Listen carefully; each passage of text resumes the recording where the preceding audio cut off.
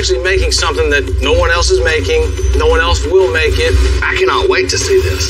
What is this, man? This thing's huge. You know, it's a 1996 International 4700. You want to fix up a dump truck? Huh? This truck is the biggest and heaviest that we've done to date. Everything on this thing was just pie cut and welded together. This is way above par. That's mine? Wow! I'm Bill Carlton. I built my first truck when I was 16. And ever since, me and my guys have been out here creating with our hands. Building the biggest, lowest, baddest custom trucks and cars in the game. People don't come here for what they need. They come here for what they want.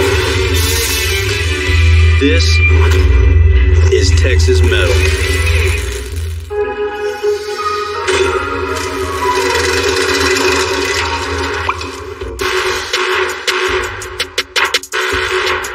As you can see, we're really busy around here. The parking lot's always full. You know, each time's, starts and finished really quick. Sometimes, a vehicle comes in and gets put on pause. Life happens, right? So you just want to finish that thing. You want to get it out the door, but, sometimes it doesn't happen like that. It eats at me for sure. Everybody sees it. Why is that there? What's going on with that? Eventually that thing will come back around. You get it going again. You finally get that thing finished. It's a definite sense of accomplishment.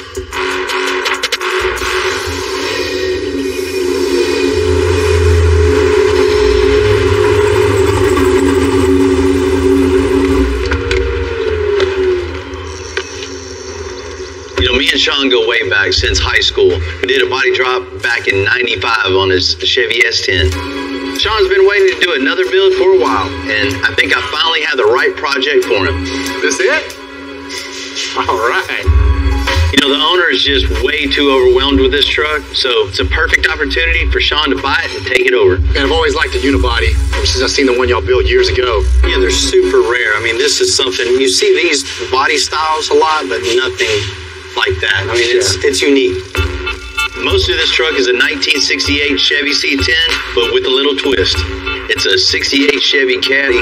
We built a whole new frame, front to back, that's already built. There's new doors, new fenders. There's a late model 5.3 in it, 24 by 10s, 24 15s in the back with a 9-inch in it that's already been narrowed. The old dash has been cut out and a 56 Chevy dash put in it.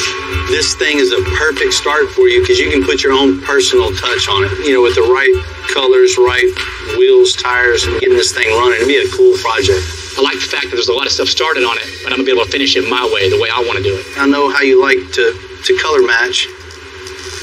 Well, you got to keep my shirt and shoes matching, keep it fresh. Yeah, man. Yeah. So we can bring a little bit of color inside the interior, match the chassis color, and have a little contrast with the body color. Yeah, I like that. I see Sean liking this thing.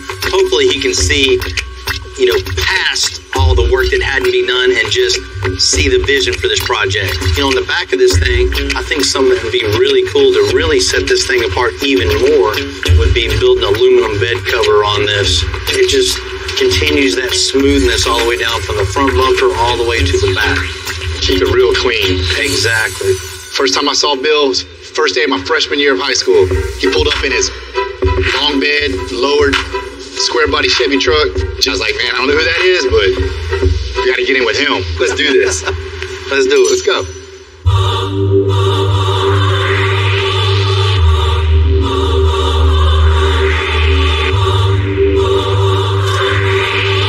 Everybody that has a car shop, automotive repair shop, custom shop, there's always a project or two that's sitting around back that just doesn't quite get finished.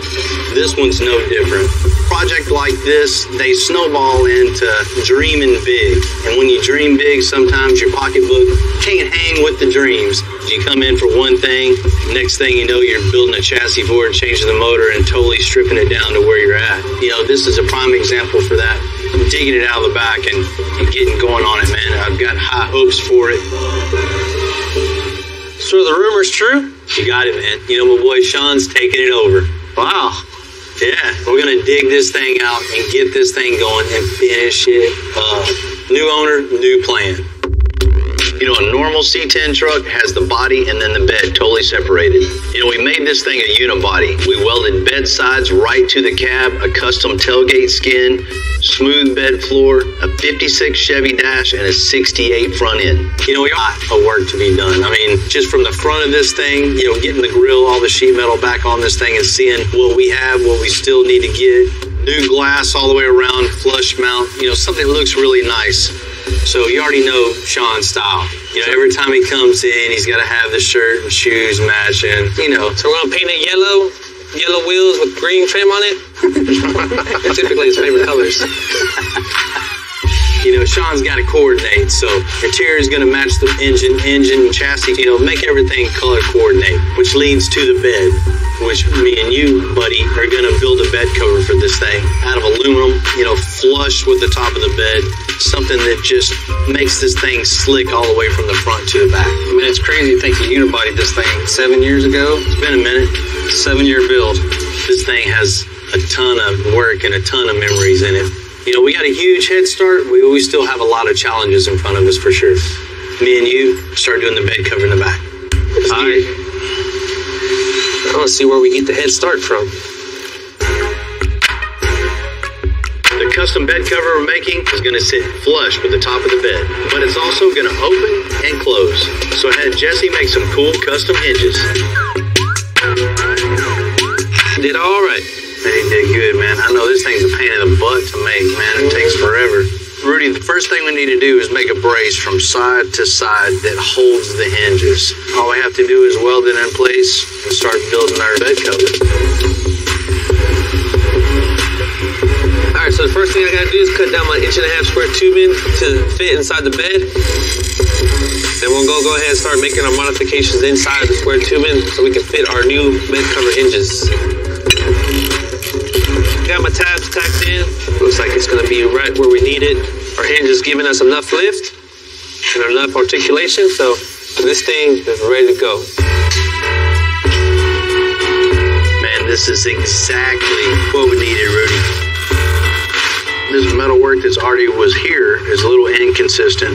That'll create a lot of body work later, so why don't we just cap it with a piece of sheet metal to go from this edge all the way over and then down and have a little lip out here. Then it'll be laser straight all the way around this thing. Then we'll have a nice bed for the bed cover to sit right onto. We'll just cut this sucker here. This is going to make for a lot faster installation, and you know, there's little ways to make things easier. You learn as you go, you know, all the little tricks of the trade. And one thing we learned is not just tacking, looking down it, stepping back and maneuvering. Use a straight edge. So we're clamping a straight edge. We know it's straight both ways, this way and that way. There's no second guess. There's no wondering if it's right. You know exactly. You can just tack down it, keep rolling, go to the next step. And this is just one little trick of the trade.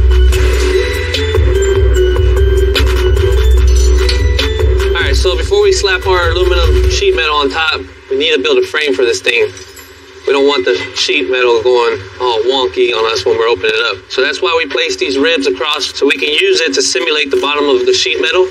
So all I have to do is just mark it, take the hinge off, trim it, come back and put it on, and get my actual frame piece, and tack them up, and then we'll move on from there. Got my hinges marked up, so all we're gonna do now is take them off, go ahead and trim them up. I left enough room on the bottom and back side of the hinge so we get enough weld on there, give us enough strength to hold this bed cover. Alright, we'll get our top rib here to simulate our aluminum sheet metal. Push the hinges all the way up, make full contact with them. That's good, Rudy. Very, very good. This is the most critical stage of making everything right. That way the gaps stay perfect, everything stays the same all the way around, and you don't damage paint when it goes up and down 20 times. So it should be closed, and we'll open that sucker up. Works good. I mean, just to this point is a ton of work that nobody's ever gonna know, but if this isn't right, that affects everything else. So now the rest is just work. You know, just like any part of a project, you got to have a plan. And our plan on this is building from the inside out. So we need to build all the framework first, make sure all the kinks are worked out before we put the final little skin on the top of it.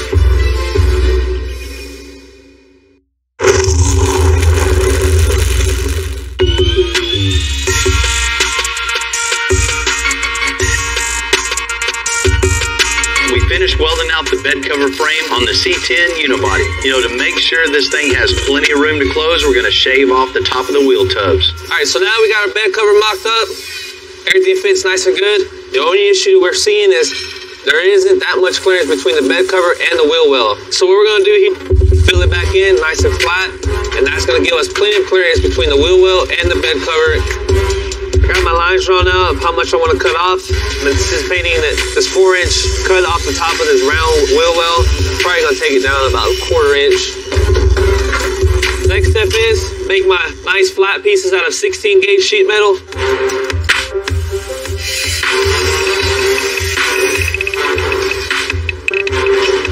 I'm just trying to straighten out my panels here because obviously we went from a curved edge to what's now going to be a straight edge. So I just want to make sure and get my sheet metal nice and flat, so whenever I put my flat piece in, we'll get a good, nice transition from curved to flat. So as I'm tacking my filler piece in, I'm using these super strong magnets. This helps me make a nice flat top as I'm applying pressure to my filler piece to my round fender well. All I have to do is fully weld it all out, grind it smooth, and this baby's all done. Let's see how much clearance we got. So this would be the bottom of our aluminum. Looks all good. So now, I'm gonna go ahead and throw the frame on there, skin it with the aluminum. When you've been building custom trucks as long as I have, you kind of get in the habit of saying this is gonna be a big build. They're big builds and there's just huge builds. And yeah, there's a difference. Today I'm out here at Ocean Corp to see my boy John Wood. What's happening, John? Oh, hey, Bill, how are you? You know, John runs a training school for underwater welders and commercial divers. Hey, man, how you doing? What's happening, man? Yeah. Good to see you, man. What is this, man? This thing's huge. Where'd you get this thing at? I bought it from Florida Highway Department. It was an asphalt truck. You want to fix up a dump truck? Huh? Man. You know, it's a 1996 International 4700. You know, that's usually used for hauling, commercial applications, or even as a dump truck. You know, I can say for sure we never customize one of these. For starters, I don't even think we have a lift big enough for this.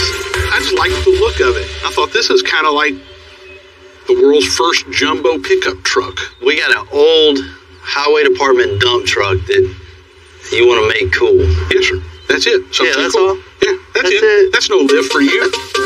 You can do anything. I got the inspiration. I wanted a big, kind of funny monster military high water vehicle, and I liked the shape of the crew cab on this truck. What are you going to use this thing for? Marketing for the company. I want to be able to skid mount diving stuff or NDT stuff somebody can do with a little creativity with a fun truck. And it'll be a toy too. I mean, you can't minimize the toy value. Right, right. Man, let's check out the back of this thing. Check this thing out. Yeah, this got to go. Yeah. Just take this whole dump bed off and just start fresh. Right. Shorten the wheelbase, put some air suspension on it, make you a nice new bed, something you can take on and off, you know, easily. Can't forget the cool factor though. It's got to be cool. Well, for sure. I'd like the dump truck to attract attention.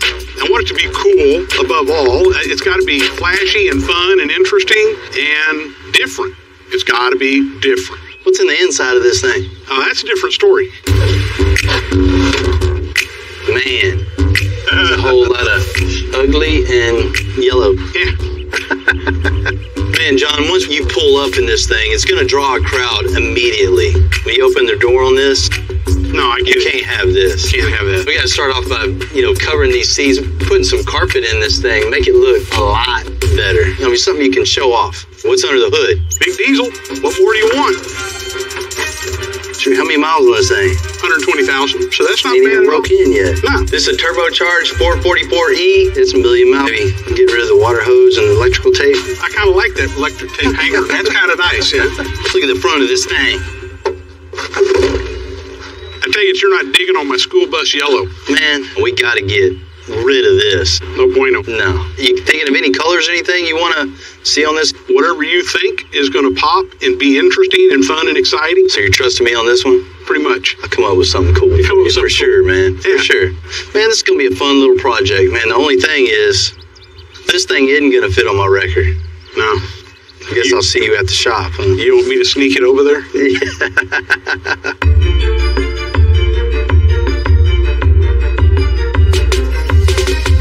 Extensive has worked on a ton of vehicles over the years, like Kodiaks, F650s, a lot of big vehicles, but this truck is the biggest and heaviest that we've done to date. Dealing with the size and weight of this vehicle adds to the challenge of the whole overall build. One of the first things you do before you even get started tearing anything apart is just taking into consideration the jacks you have to use, the jack stands, the impacts that you use on a vehicle this heavy, not to mention, picking the right suspension, building a 4-link heavy enough, the lift high enough and sturdy enough to hold. I think I'm absolutely crazy. They already do anyway, but this is probably going to prove it. What in the world we got here now? Ain't no telling. We gotta climb up this thing? Why do we have a dump truck? This old Mr. Wood's new project, unique guy. Want something unique? True John Wood fashion. He's always had some crazy idea of what he wanted. Well, that's the problem. We got a dump truck, but he doesn't want a dump truck. Oh, Mr. Wood wants something just to go anywhere, do anything, all-purpose, militaristic, cool-looking truck. First thing we'll do is dump the dump bed. It's got an extra long wheelbase. We're going to shorten the wheelbase, bring it down to a 60-inch cabbed axle, and put a stake bed on it. We definitely got to upgrade the suspension on this thing, give it a nice look. Just get the stance right with the militaristic wheels and tires, helper bags on the back so he can still haul whatever he wants to haul. Get the mechanics right underneath the hood. Somebody had some creative fixes underneath the hood, make sure all that's right and do something with the interior. There's a whole lot of ugly inside this thing right here. That reminds me of my old high school bus. I bet it smells like your high school bus too. I've been trying to forget that smell for years. Let's get this thing in front of the shop. Let's get it all tore down. Just get this thing as light.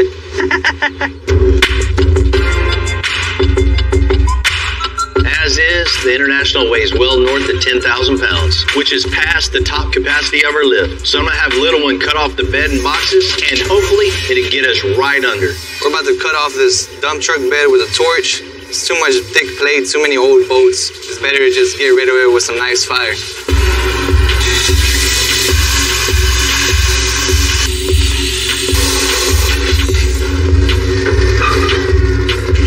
It's a good thing we got forklifts so we can get the bed up and we can see exactly what we gotta cut. Yeah, I gotta get that pin out to release the hydraulic cylinder and get this damn bed off.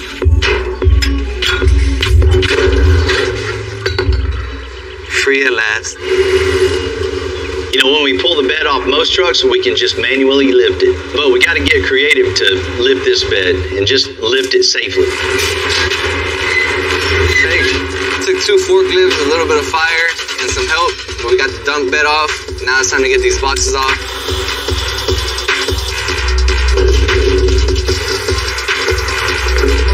I like to live life on the edge. Stripped away from the truck. Now we gotta see what this thing weighs. This lift is rated for a maximum 10,000 pounds. So we're going to take the extra precaution of have this thing weighed so we know exactly what we're working with before we even put it on the lift. And if it's still too heavy, we're going to have to go back to the cutting board.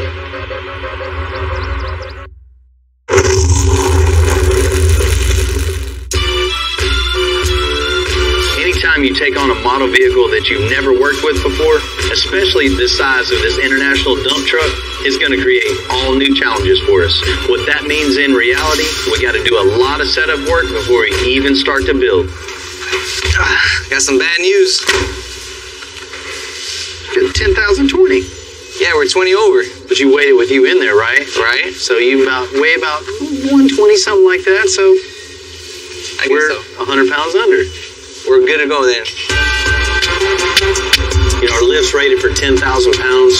We got 9,920 pound truck. So we're about to put it to the test and see if it's really rated for what that sticker says right now. 15 inches. Fitting? Fitting. You know, pushing and pulling on it, its weight can shift, especially with something this size. It can get really dangerous really quick. So we're welding 15-inch extensions from the frame directly to the lip, so this thing won't move anywhere. I need a favor, amigo. Oh, I need it welded like that. You know, with a build this big, you have to build parts to be able to build the parts to be able to build it big. Vayas con Dios. So just like life, everything has to be in balance. The ideal spot for the extensions to go is where the lift is centered to the cab, so the weight of the engine doesn't rock forward and the weight of the rear doesn't rock back. Alright, moment of truth finally. We're gonna get this thing in the air. It's 10,000 pounds, 10,000 pound lift. We should be good. I'm gonna double check the front.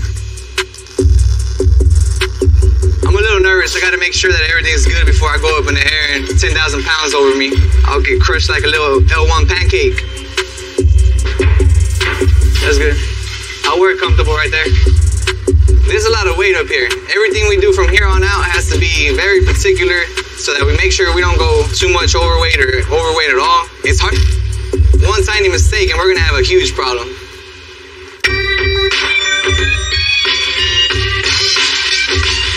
We made the bed cover hinges, frame, and skin for the 68 unibody. Now Rudy and I can install the struts. Think that's gonna work, man? Cool, it ought to get plenty of height. I know they're gonna be strong enough. Oh, yeah. You look like you're skiing right there. All right, guys. All right. All right, man. Thank you, man. Good work, Jesse. It's good, man. Thank you. All right, man. See you guys' hands now. Let's see if them shocks work.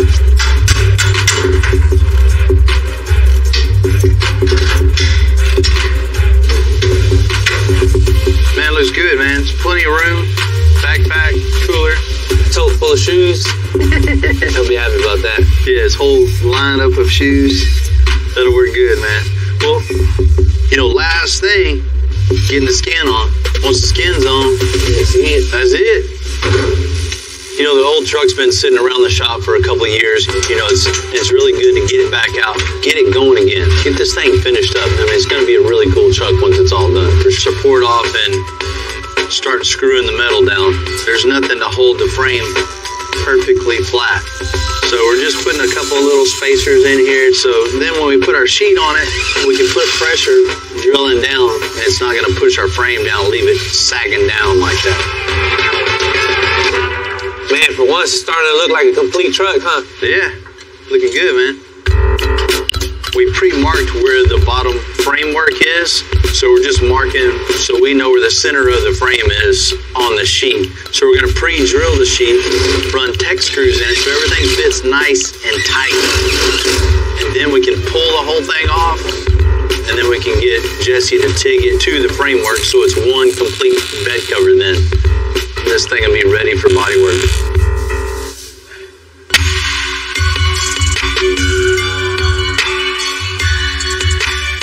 You know, Chevy never made a C10 truck with a cab welded to the bed. You know, it took a lot of work getting here, but to make all those lines look right, it's going to take a lot of body work. And with everything we got going on at the shop, we're going to need some help. We're going to need some help bad. Man, What's up, dog? Good to see you. you know, it's not every day you can just pick up the phone and call one of the best body and paint guys around. And him just get in his truck and trailer is a true friend. Man, you saved me once again, man. Hey, I mean, man. I know Tennessee hidden right around the corner. Man, it was right down the street, you know what I mean? 12 hours around the corner, but we got it. You know what I mean? What Man, y'all I do with this appreciate one it. this time? I just want to start totally fresh with this thing. Bare metal up. Blast it, spray it, make the gaps right, make this thing look good, make us look good. You got it, man. That's what we do. Thank you. You know, Zane's going to give this truck a lot of attention at his shop and then bring it right back to us. This is a tremendous amount of work. This thing's been here since I first started hanging out. And it's just sat outside and been neglected for all these years. You know, I mean, it's super cool to see it finally getting, you know, the love that it deserves. I'm just going to hammer down, drive through the night, and get back home so we can get going on this thing first thing Monday morning.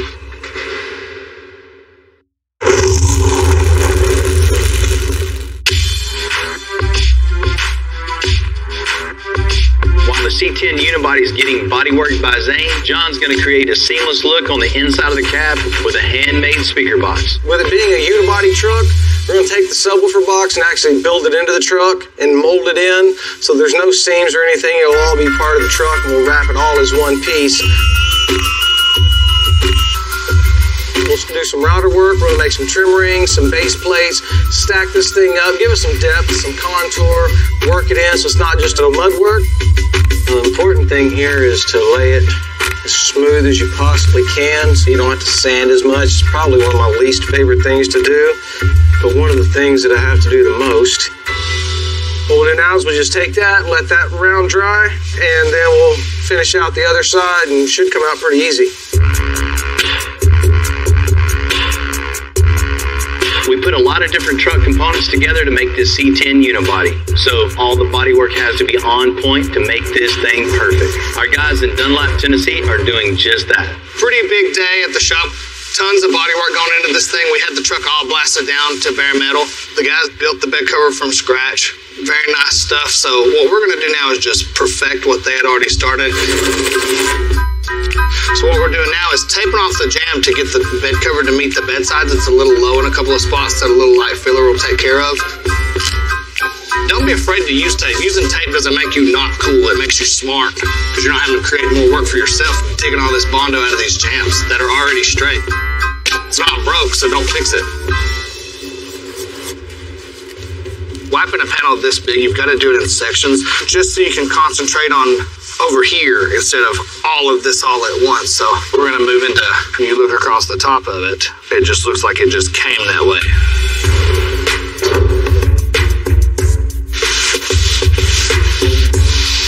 We round all of our edges off. Paint won't stick to a hard, sharp edge. So we'll come in there and make sure we keep those round. We got pretty much the majority of the bed cover bodywork, so we're going to use this little gap checker here. This is going to tell us how big the gap is and make sure that it's straight all the way down. We've got a 4 all the way down. So this tells us that the bed cover is evenly gapped all the way down the bedside. This beats eyeball and this takes all the guessing game out of it. Spend you a couple bucks, get you one of these to make sure that your gaps are perfect.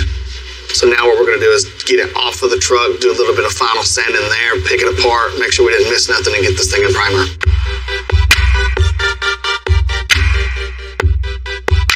Because this frame on the International dump truck is so long, we can't even close the bay door. It just sticks out. So for now, Little One's going to relocate the axle and make a rough cut to the frame. You know, we'll finalize the length of the frame, then we'll cap it. Because we got to move the rear axle forward, we got to take apart the whole leaf springs, back half of the drive shaft, all these hydraulic hoses, wiring. Once it's all done, we'll be able to close the door and get our shoulder wheel. We're going to slide the whole assembly together. Brother, thank you, thank you, thank you.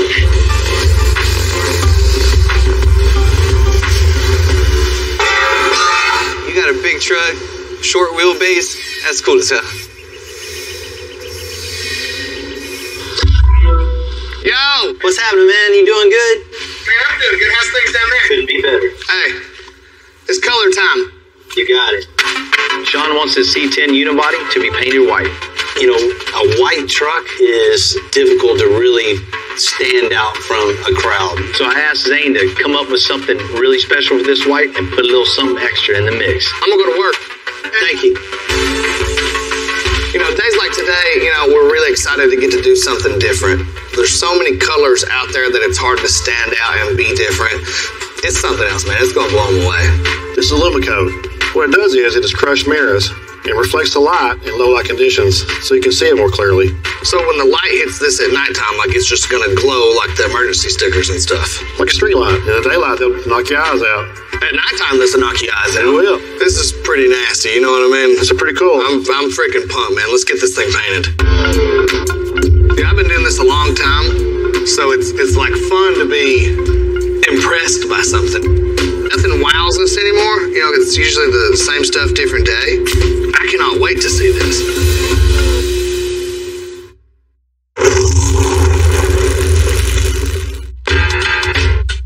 It's been a little over a month since Zane started working on the C10, and today's the day he's bringing it back. and I get to see this thing in person. What it do? What's happening? I really appreciate you taking this on, man. You know, I love my away games at your place, but we got to do this one at home, and I think we knocked it out of the park.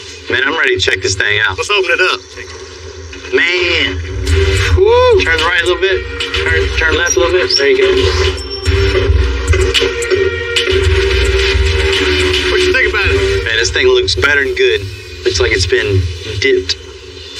This is the brightest white that we could have possibly put on it with little crushed mirror flakes in it. I mean, this thing just dances in the sunlight.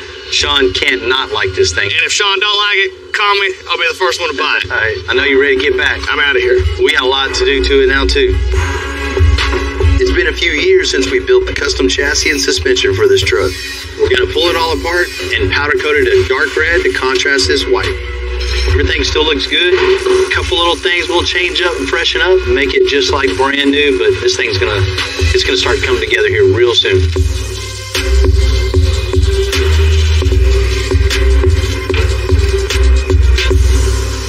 While the frame's at the powder coat, he's working on some custom kick panels. You know, there's a lot of different ways we can go with these kick panels, but the main thing is that we make sure the design kind of flows with the rest of the truck. We have the carpet that's going to be on the bottom of our doors, so we want to continue that into here, and then make a cool little shape that's going to kind of match the rest of the vehicle that's going to hold our speakers.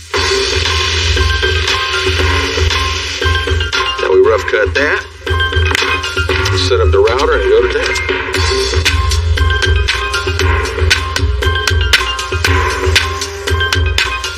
Puzzle, man. So we kind of set it up. We got our base, we got our baffle for our speakers, and we got our trim ring that goes up here. The speaker's actually going to mount from the rear in there just like that. So we can build this whole thing on the table. We'll fill in this back area right around.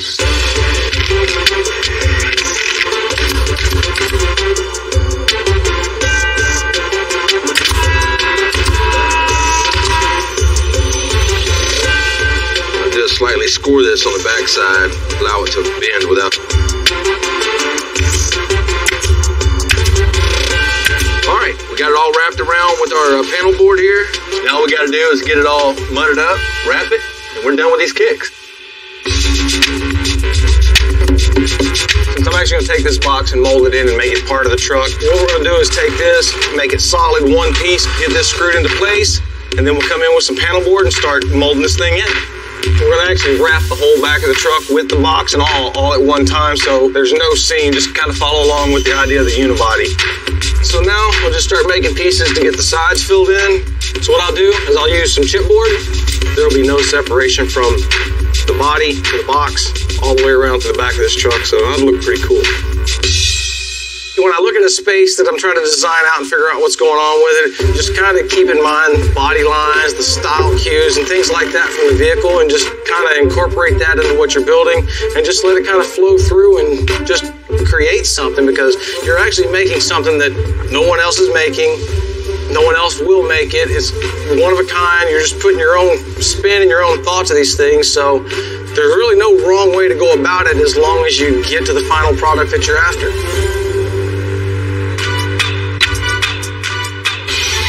The frame and suspension are back from powder coat on the C10 unibody. Man, this thing looks even better than I thought it would.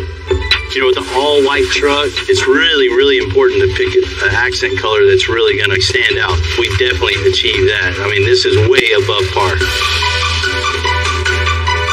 I mean, this red is actually a couple of colors in one. It's got a chrome base over a transparent red, and it really, really, really looks good.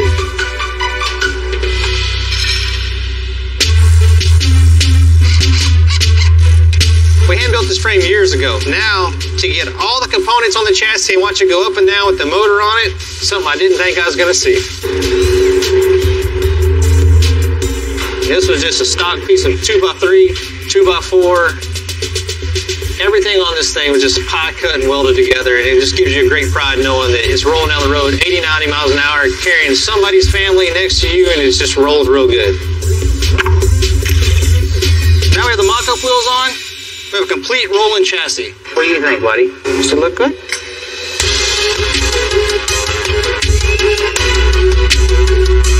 After so many years of waiting, I can't tell you how satisfying it is to see this truck finally coming together. Mount mount glass, custom wheels and tires, and finally, it's time to give this thing a new home.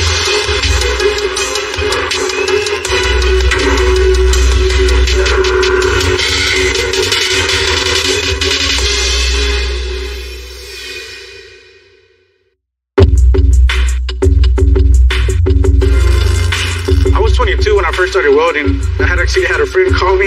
He said, "Hey man, you want to come weld?" And from there, I began MIG welding carbon steel, then moved up from there to MIG welding aluminum, then from MIG welding aluminum to TIG welding aluminum, just worked my way up. I grew up here in Houston, just right down here from the shop, about 5 minutes away. As a kid, growing up, hearing about Bill, I always heard he was the best man at bagging trucks. I mean, I used to come with my friends, check out the shop, or come out by all the time. Then years passed, and never in my life did I think I would ever be here working for Bill. One of my favorite builds ever done here at the shop was Marco's red Z01 Camaro, because it was aluminum chassis, and man, I got to take the whole thing out. It took me hours, but it was done right. When I see like a build that I worked on the road, I always tell my wife, "Hey, look, I welded that part on it, I welded this on it, I welded the gas tank on it." It never gets old, man. I love it. I just love welding.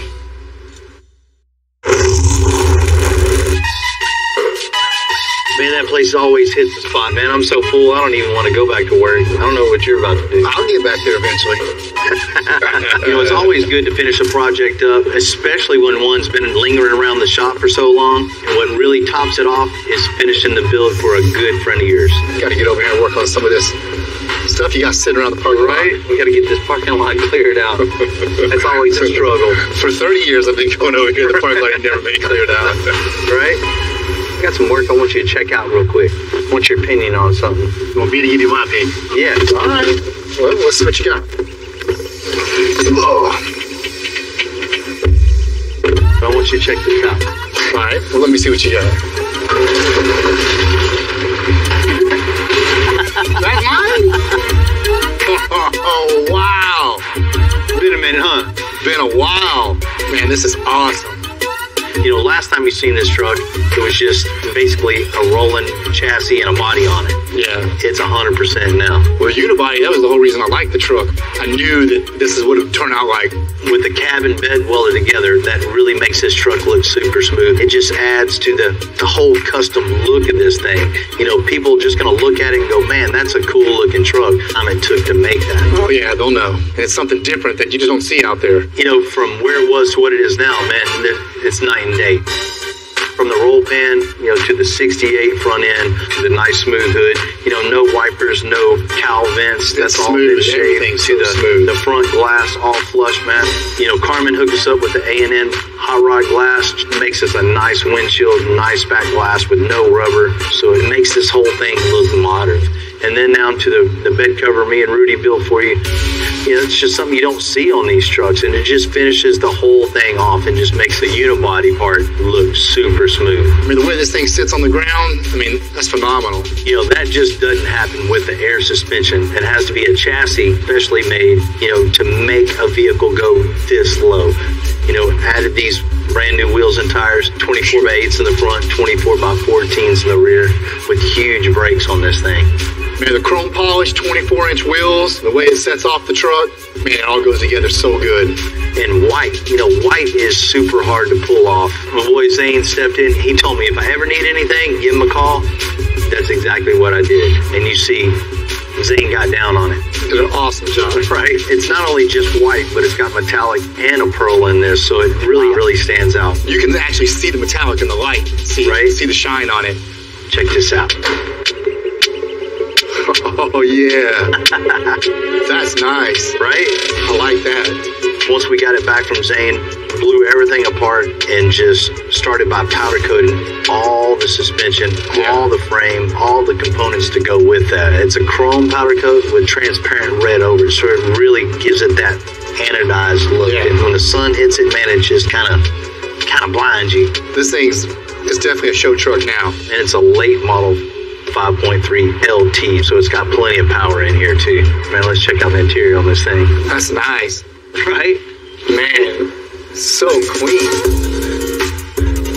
John and Heath really got down on this from top to bottom, from the new headliner to the carpet, You know, the custom-made door panels, there's subs in the back, you know, the kick panels, this thing gets down to. You know, the seats, the console, the all-metal 56 Chevy dash, it's got the Dakota digital gauges. So when you start this thing, everything lights up. It looks like a brand new late model car. It don't even look like a dash. It looks like a spaceship.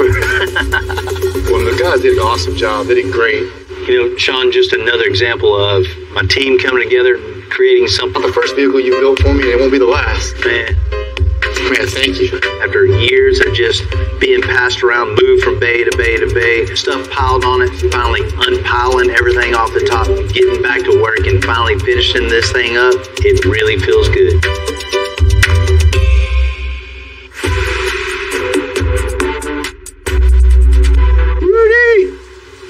Need your help again, buddy? We need some hangers for the International over there, so I need something, you know, pretty beefy. One of the things we're learning on this 1996 International is how many extra steps it takes to even start working on a truck this size. This would be the whole mounting point for the whole rear suspension. Once this is made, we get it bolted on, everything will come off of that.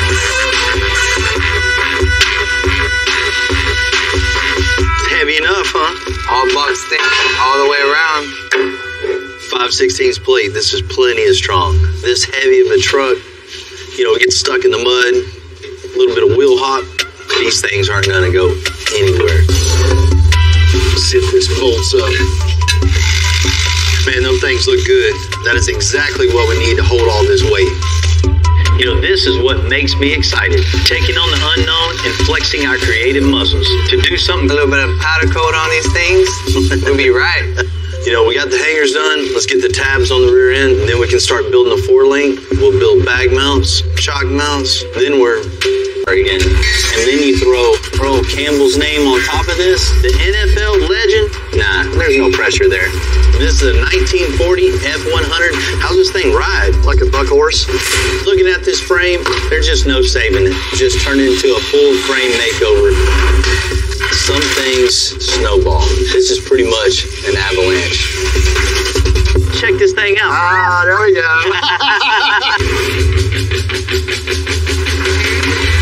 I'm Bill Carlton. I built my first truck when I was 16. And ever since, me and my guys have been out here creating with our hands. Building the biggest, lowest, baddest custom trucks and cars in the game.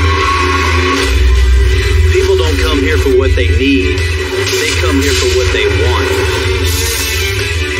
This is Texas Metal.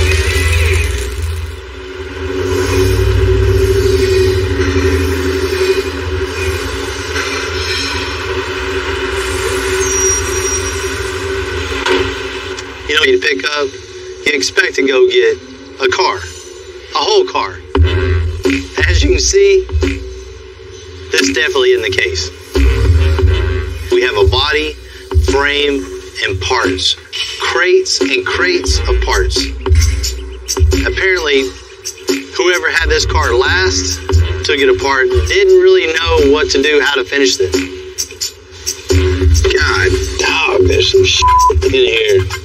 You know, it's not like this project isn't out of our realm, but in a situation like this, you don't know what you got until you really start putting this thing together and seeing what you don't have. You know, a project this size is a lot of work, but no matter what we have to do, it's all going to be worth it, especially for the client we're building for here. Man, you told me you had a 1949 Cadillac. I got boxes of a 1949 Cadillac. Well, Earl Campbell was maybe one of the toughest players I've ever seen. Born and played in Texas, around Houston. He's more than a Hall of Famer. He's a legend. I tell you, I'm here because after I saw Slim Thug, that Cadillac you did, so I better get that 49 on over here. I like the color wheels, I like the stands, I like that air suspension on it.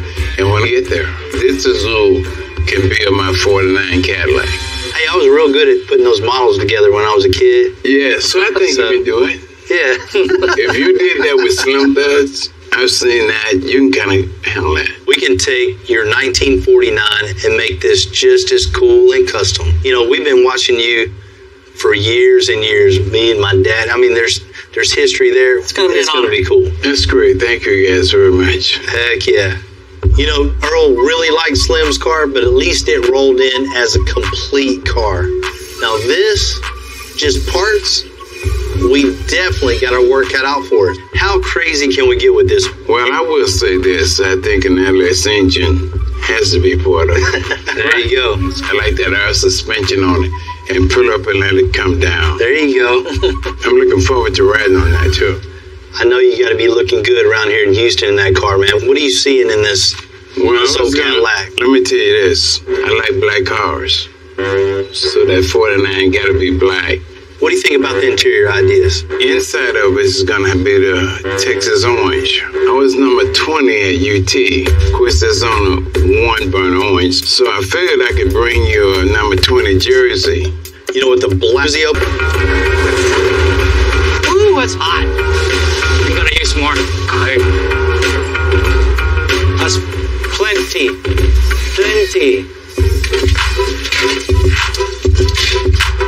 Keeping all this together is real critical, especially like on a 49 Cadillac. You don't just find passenger door parts just at your hardware store. You know, most of the time when a car comes in, it's complete. Then you take it apart and you start building. In this case, all the parts are crammed in the car, crammed in boxes, crammed everywhere. We don't know what we're even working with. So first things first, we have to lay it all out and to see where to start with this whole puzzle. This is my first time ever putting a 49 Cadillac together. And we don't even know if all the pieces are there. So that's what we're figuring out now.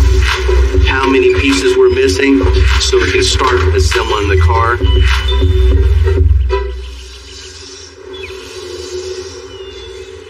Have Ryan put the front end on just to really see what we're looking like. We have to build the car in order to take the car apart to build the car again. So, you know, we're already 10 steps back. I'll throw Campbell's name on top of this. Nah, there's no pressure there. What up, fellas? What up, man? What's happening? You ready to get this thing going? Mm-hmm. We're just talking about how the front end made a huge difference on this car. Man, it's a cool car. Cool body style, the 49 Cadillac. You know, we've never built one of these, but, you know, ain't no problem. Nah.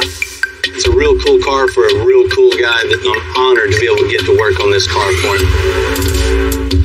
What I want to do is build something just unique to show everyone this is how Extensive does it. Full custom chassis, air suspension, and the biggest wheel possible on this thing. Full custom interior, wants to bring his Texas colors inside the car. You know how we do. Oh, yeah. We got to put some power in this thing. Mm-hmm. I want him to get behind the wheel and just keep scared for a minute. You know what I mean? The end result is just going to be, wow. Yeah. That's what we want. Let's put a little bit more of the car together to really see what we're working with. The little stuff, we're not a restoration shop, so we're not trying to put every part and piece back on this thing the way it came from the factory. We're in the making cool-ass car business, and that's what we're going to do. So first things first, let's get this up at a good working height, the front fenders. We'll start building chassis. Y'all ready to get to it? Let's do it. Yeah, dude.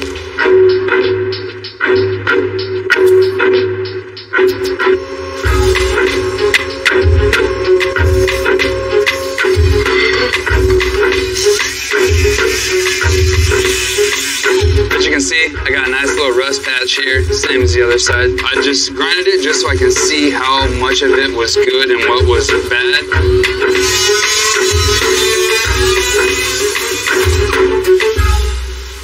As you can see, this is just built up rust from over the years.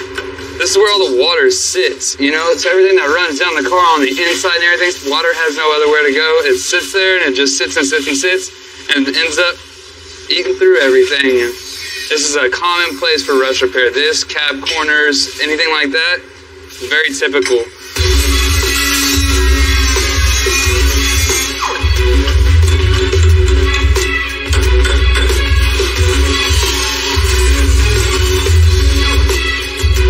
See, this thing is pretty pitted and rusted up. I'm going to cut it out and replace this as well.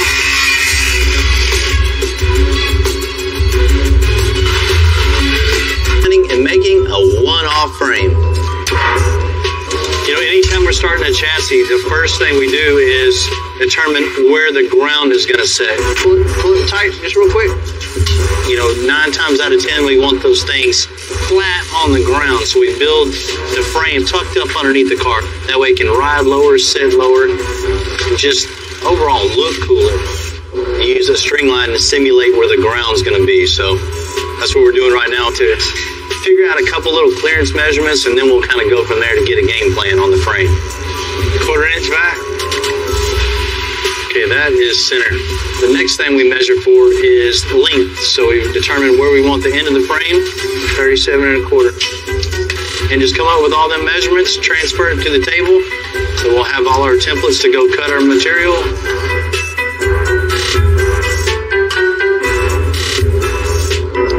Last little piece there, we're ready to start cutting.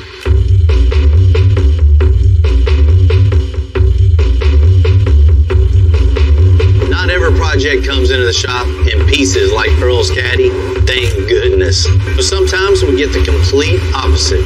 A truck that looks almost unmattered. Hey, good morning. Hello, Bill. Chris, how you doing? Hey, nice to meet you. It's a cool little truck you got.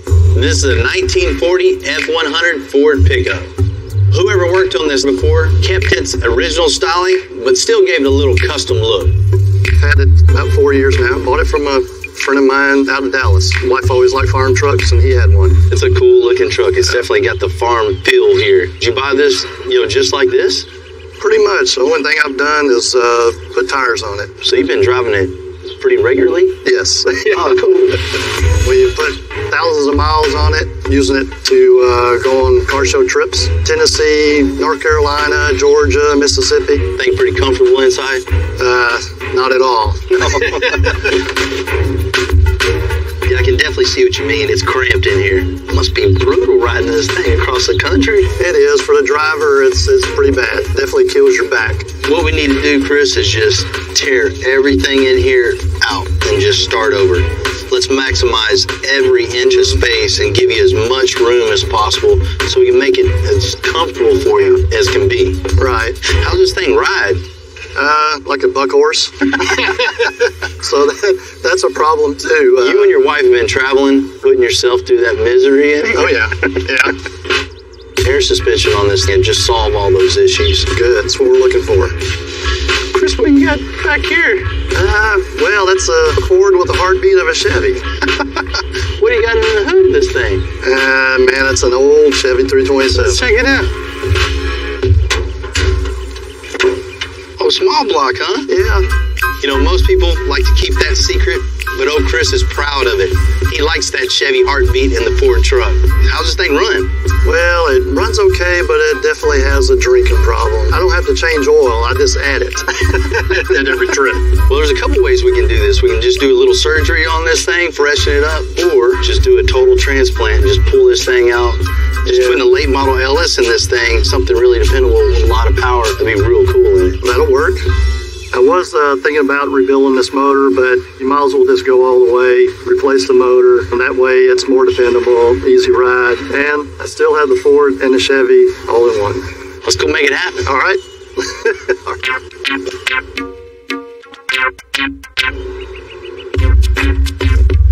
And when a truck like this comes in, you just think, man, that's cool. I mean, this truck is 70 years old, probably not around anymore. Man, it's really cool to get this in and keep people interested in vehicles like this and being able to put our own spin on it to even make it even cooler for the next generation to see and, and interest them. Chris has been in the rules a little bit, putting a Chevy engine in a Ford truck, but there's no rules to custom. You can change stuff, you can add this, add that, do it however you want it. That's the definition of custom. If Chris wants a Chevy engine on the Ford, we're going to give him exactly what he wants and then some.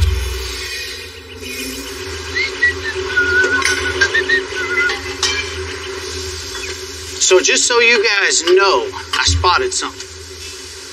That's a Chevy and a Ford. We're replacing the motor, right? We're replacing the motor, but we're replacing it with the Chevy. So Chris likes being the guy known to drive a Ford with a Chevy motor? That's his deal. That's what everybody knows him by. I can't say I blame the guy. You know? I mean, really. What else are we doing to this thing besides changing the heartbeat with another heartbeat? Chris and his wife go to car shows all over the country. They travel in this. They don't trailer it. They get in it and they drive this thing to ride good, look good when it's parked. Not only that, we need to build a bigger fuel cell for him, something that they don't have to stop every 200 miles and get fuel. Gotcha. They only want to stop when they want to stop, not when they have to stop. All right, so let me chase down a previously loved GM power plant. You do that, we're going to rip the front end off, get the motor and trans out, and we'll let you know if we need anything else. Let's do it. Wait on you, man.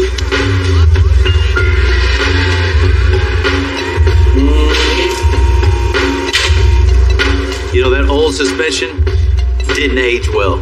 Jamie and Ryan are gonna cut all that out And make room for that new air suspension, adding a notch on the frame for that rear end. Wow, so no wonder this guy was having a bumpy ride. Looks like they cut the springs and put these little tensioners in there. That's a quick fix.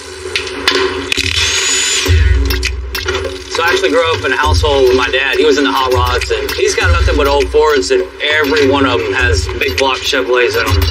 So this is really common for me. It's kind of childhood right here with a Chevrolet motor and a Ford. Pretty familiar. Oh man, it looks pretty clean around here. Yeah, dude, it's not too bad actually. See why we want to change this out. It's pretty small. It is pretty small. Yeah. You really don't see those mufflers no more. That's cool that he went his own little route with it. Yeah. Let's tear it all apart, man. Let's do it.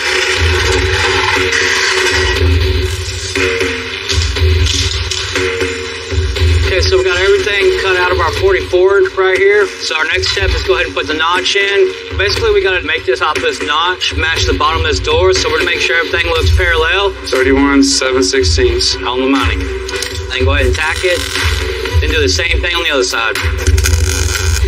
So now that we got our notch plates tacked in and everything is right where we want it, we're gonna make all of our filler plates now. We want the structure there, so we'll put this, plate it, tack it in, and weld it all before we cut the centers out. You don't ever wanna just put your notches in there and then cut it out right away because you have no structure and the frame could buckle, move all over the place, and do its own thing. So now I can go ahead and cut the center part out. I just gotta add some fillers, weld it out, and the notch is done. And that's how you knock out a notch.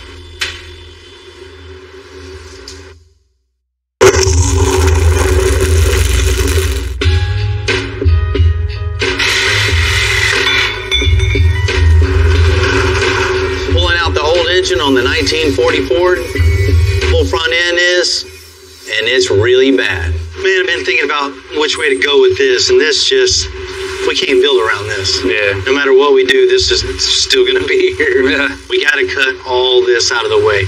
Let's save this part of the frame. Okay. You know, go back in with the filler in here and make it look like it hadn't been touched. Like this part of the frame is brand new. Right. And then we'll start from there. We'll get our new cross member in here. Then we can put our engine in. Everything that we got here is just complete crap. It's bent, it's old, it's poorly fabricated. It's not gonna work with what we're doing. So I'm gonna cut everything out and start from scratch.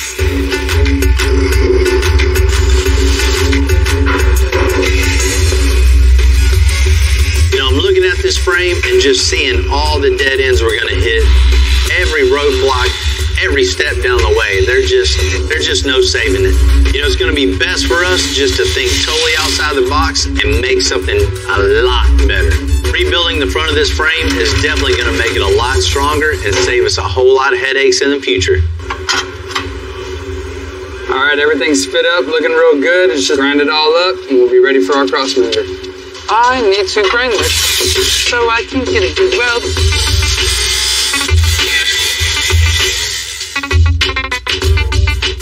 Gotta get all these tacks did.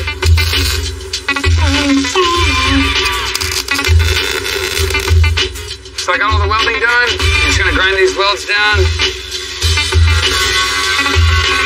Once I'm done, these front horns will look brand new. And then we can move on to the cross member.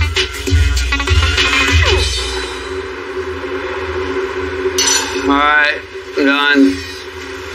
I'm going home.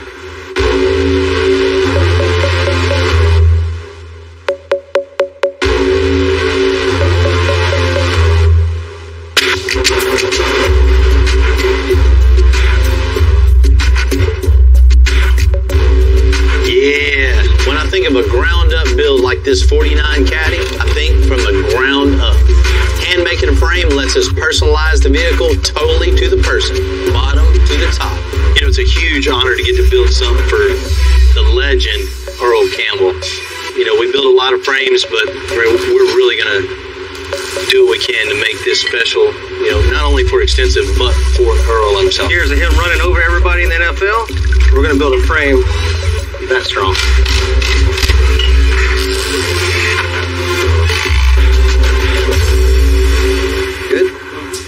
Now we have this all tightened down flat against the table. You can see we have a nice little gap in between the tubing. It looks like a bad fit, but you know, my preference is having that 3/16 gap in between each intersection of the tubing. That way we can weld that thing back and forth and not have to have a huge bevel or worry about penetration. Once this is welded, you know it's going to stay there forever. All right.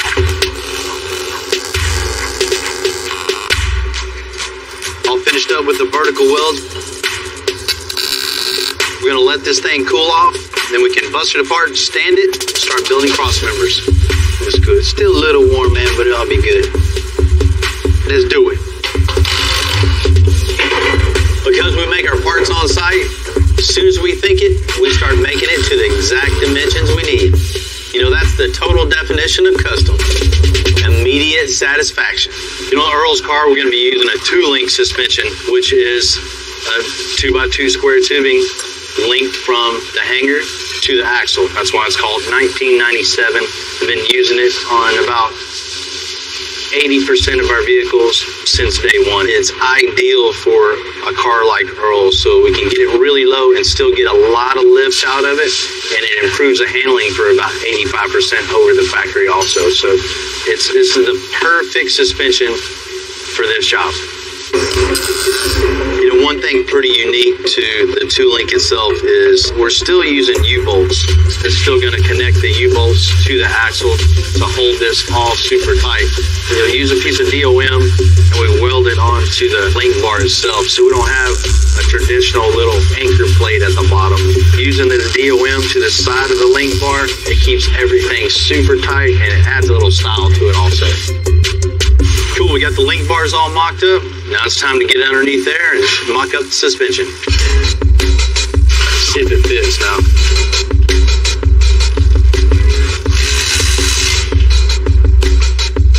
Two links are in. Last little bit is making a cross member to hang the 2 links onto, and that holds the whole rear suspension of the car. After that, bag mounts, shock mounts, diagonal link, we're ready to put it under the car.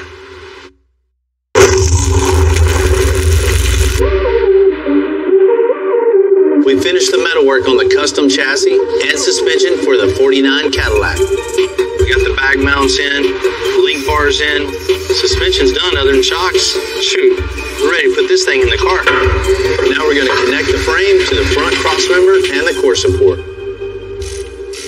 We got the frame all attached to the body back here, so we know it's not going to go anywhere. So the next step, let's run our string line so we know where the center is. That's definitely a little forward. Let's start putting our front cross member up here. Get that all centered level. We'll start building from there all the way back and tie it in and tie right into the front. It's a done dilly. Okay. Now we have the right angles where they connect. What we're doing now is making it go from a 5-inch frame to a 3-inch frame on top of the cross member. So we're having to basically pie a section out of it.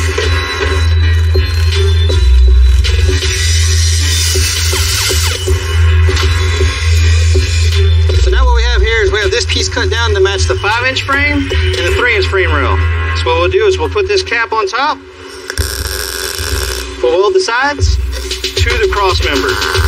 Now we have this all tacked into place. We'll finish welding it out. We'll sand it down with the big pad. We'll never know it was cut. It'll transition from a 5-inch frame to a 3-inch frame and fit perfectly on the frame. Step 198 complete. We got the front rails connecting to the cross member. Next step is weld this out. Then step 199 in the frame building process is connecting it to the core support mount part of the frame. So after that's done, frame's 100% complete. Just like the customer asked, we got that new Chevy engine for the 40 Ford. Okay. Because it's a new engine and trans, we just want to make sure this thing fits perfect. Got our engine in place. What should have been a quick air suspension job just turned into a full frame makeover.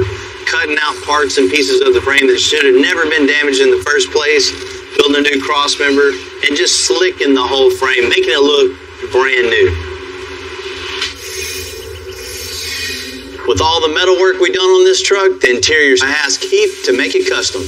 All right, we got the 44 door panel all shaped out. We've got all the foam work done. Now I just need to disassemble it, get it wrapped up. We're gonna use the same materials and do some sculpting, but still have that modern hot rod type feel on this old truck. Try to cut it to where you're taking out the bulk of the material, but you can come back and trim later. But this is another technique that I do that most trimmers don't do. I just kind of bunch it up around the corners. I come in close, trim it with my knife. I melt the ends, and so it actually helps stick it down and gets rid of all these little bumps. I figured this method out myself. Now, we see we got this part wrapped. We'll move on to the other pieces. Down inside there. Just kind of stick it down, and then I try to manually, just with my hand, kind of tuck it in as much as I can. But then now you take this tool and just slowly run it through. Some people call these a no-sew pleat. I call it a heath roll. You know, it's not like this process is super difficult. It's just paying attention to the details. It's the little things that make a difference. Anything I build, I try to put a lot of little details into. Out of the line, all the way down. This is where you have to have a steady hand. Most people don't feel comfortable doing this freehand. I don't feel comfortable with a straight edge.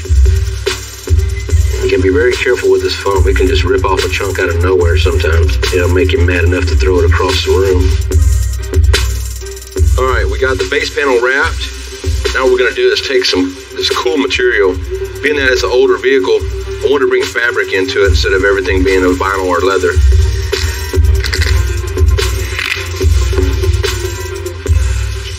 It looks great, man. It came out looking real good. I like the fabric in there, along with the black to tie into the rest of the vehicle. It still has that old school feel to it, but it looks new.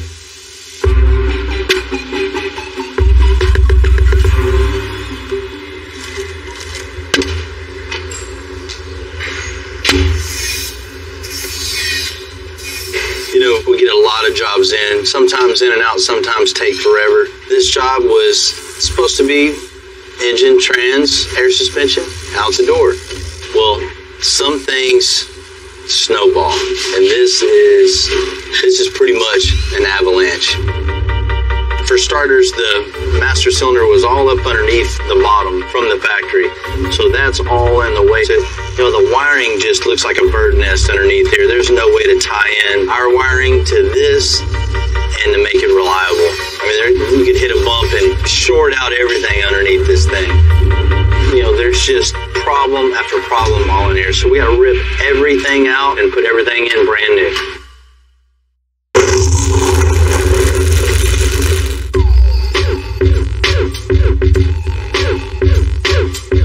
We didn't plan on working on the firewall, the trans tunnel, the floor on the 40 Ford. But we can't let this thing leave the shop looking like it did. You know, we always expect the unexpected, but it always hurts. Okay, that was the last of the wiring. The AC out, all the wiring, the column. So now this thing's not a trash wagon. We got all the garbage out of it. Next step I'm gonna do is go ahead and fill in all these holes in the firewall and make it beautiful again. Look at this. This is flimsy. This is not really good metal. So we'll cut it out.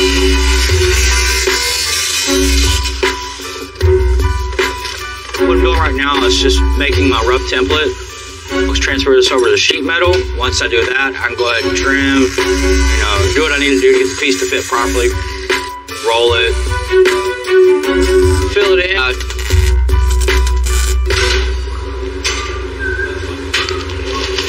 Yeah, no, this is riddled. All this needs to go.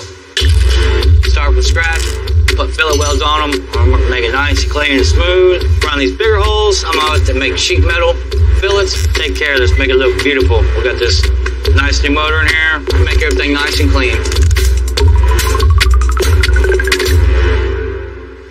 All right, so the next step is do the transmission tunnel. We're gonna try to make this as low as possible and as small as possible. And go over to the shear, to the brake, bend it, and roll it, and twist it, and pinch it, and poke it. Now you gotta dance on that metal. You gotta let it know who the real moneymaker is. The roll is like just dead on the money.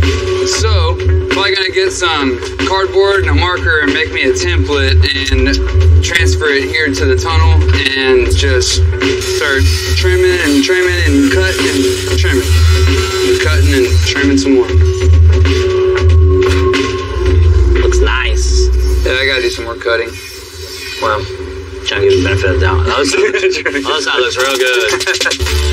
Got the transmission tunnel tacked into place. What I'm gonna do is just take some sheet metal, fill in this patch back here.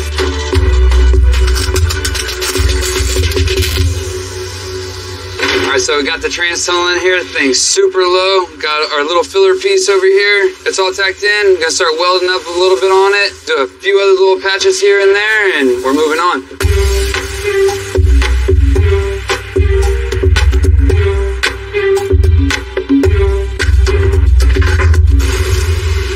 How's it looking in here? Looking all right. Slowly stabbing away at this thing. Man, it looks real good. It's mounted nice. No holes in the floor. I like that. You know, it looks safe now. Yeah.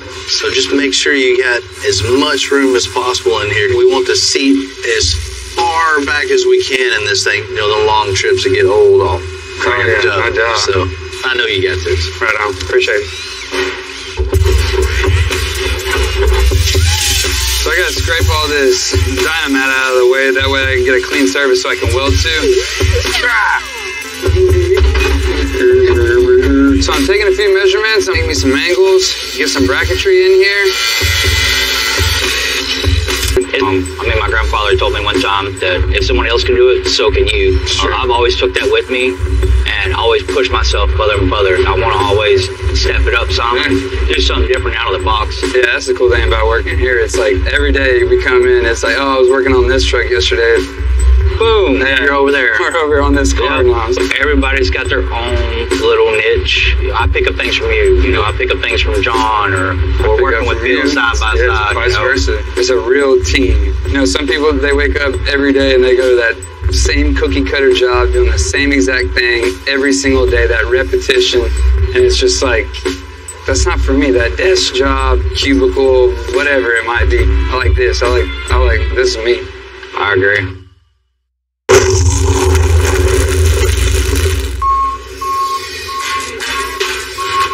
When Chris drove up in his 1940 Ford, this thing looked in real good shape. But we ended up having to do a lot more metal work to the frame and the cab than we planned. Just got the frame back to powder coat. Everything looks nice and gloss black. Took a lot of hard work for me and Ryan to get the frame to look like this. Everything looks good. All the welds look good. So now it's time to go ahead and put it all back together. We're almost there. We're painting the dash, color matching the engine. With this million clips. That looks good. Fuel cell, new air suspension, and we definitely couldn't let him drive out missing the wiper blade.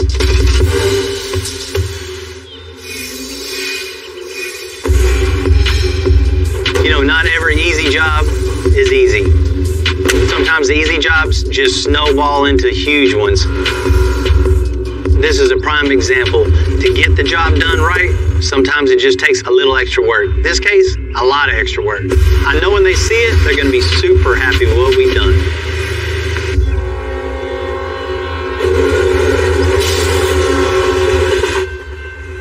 Today we're out in Old Town Spring. We're gonna give Chris and Deborah their 1940 Ford back. Hey, what a great place, huh?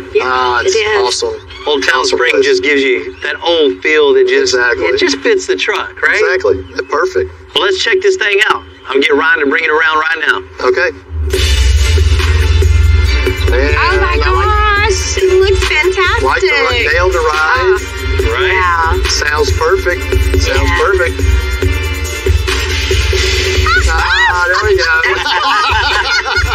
There you go, Bill. That's the look I want. I've never seen an old truck do that before. There was license plates crammed up in here, all inside to make patches on top of patches on top of patches on the Oh my floor. goodness. Wow. So we addressed all that to start with, replacing all the sheet metal. We got the new center console, repainted the dash, upgraded the gauges, got everything is all brand new. It's all 100% brand new. And of course, we got that other wiper blade on there. Yes, definitely. Had to have that. Thank you. As a passenger, thank you. It's going to be fun riding. It is. Right. It definitely is. What Bill's done now is just amazing, and definitely something that will last, probably our lifetime. Yeah. It's perfect. Perfect. Hope you guys have, many happy years with it. Oh, yeah. I appreciate it. I can tell by the look on their faces, this is definitely what they wanted. They just didn't even know it. With all that extra work involved, it's days like today that really pay off to make a customer a happy customer. They left the back side on Ford with the heartbeat of a Chevy. That's us. That's us. Really appreciate that they took care of this truck like it was their own, and they made it better. They dropped it to the floor. That was just amazing. Can't wait to get it on the road, put some miles on it, and win some trophies at some shows.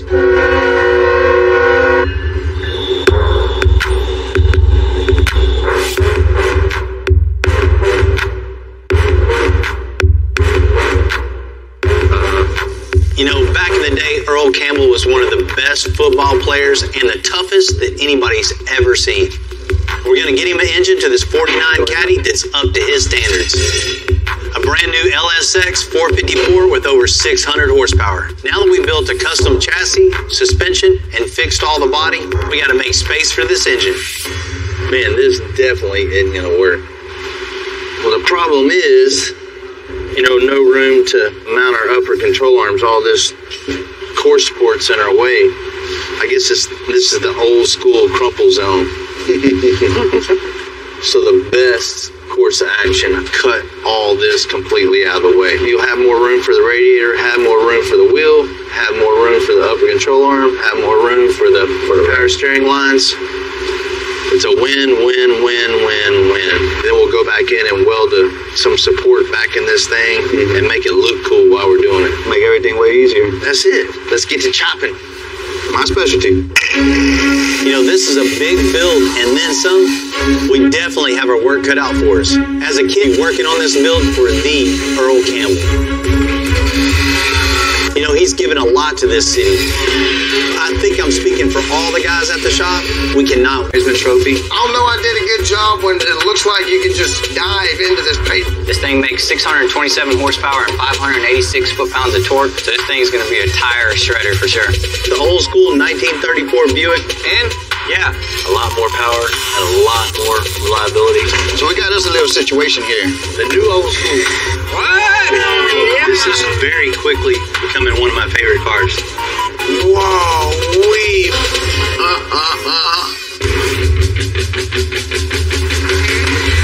I'm Bill Carlton. I built my first truck when I was 16. And ever since, me and my guys have been out here creating with our hands. Building the biggest, lowest, baddest custom trucks and cars in the game. People don't come here for what they need. They come here for what they want. This is Texas Metal.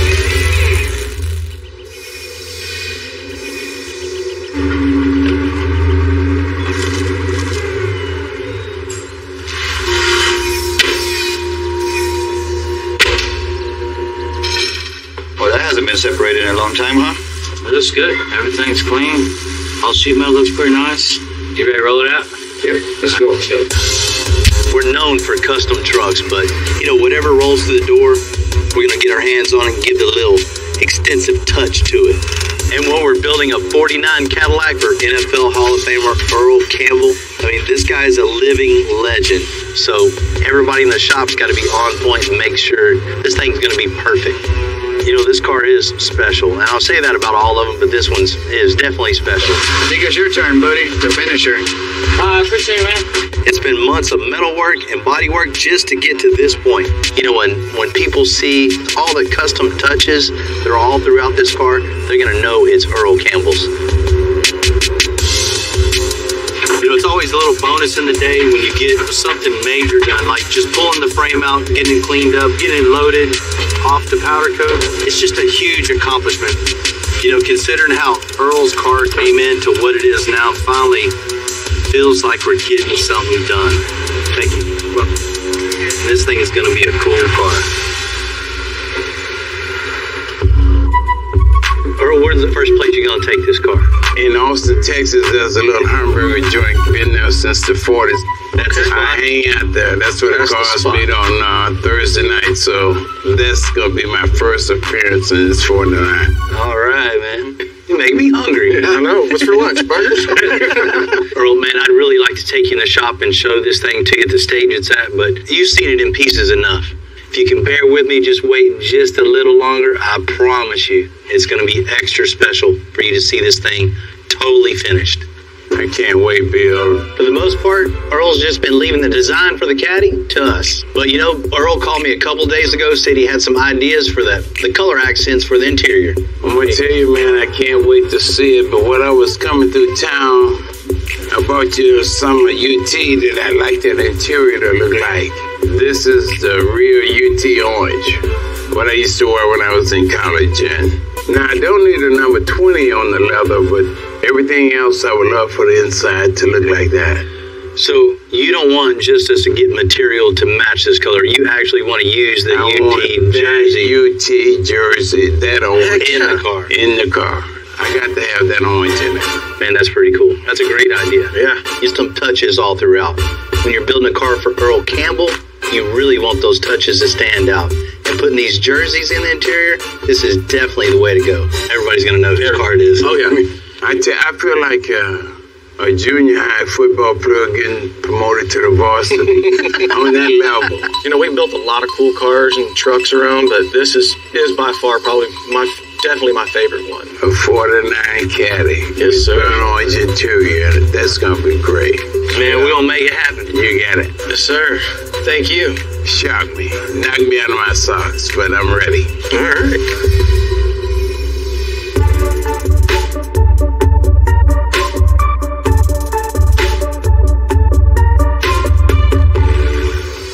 How's she looking?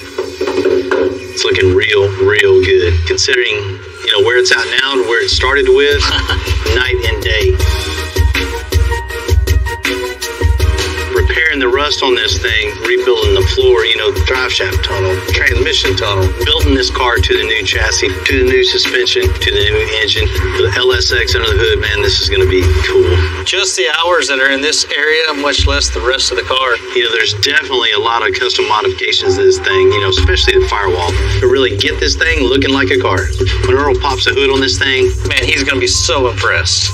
For the new LSX, we're making custom intakes and exhaust, and it's wheels, tires, and brakes. As soon as we get this thing painted, we're going to get it over to interior for custom door panels, seats, console, and headliner. The stereo that's going in this thing, all the little custom accents. You know what you give a guy that has everything?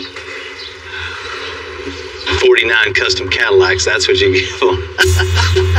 You know, only thing left to do is just paint it and then everything else. Let's start with just the paint. Let's get it in the booth. Let's get it pushed in there.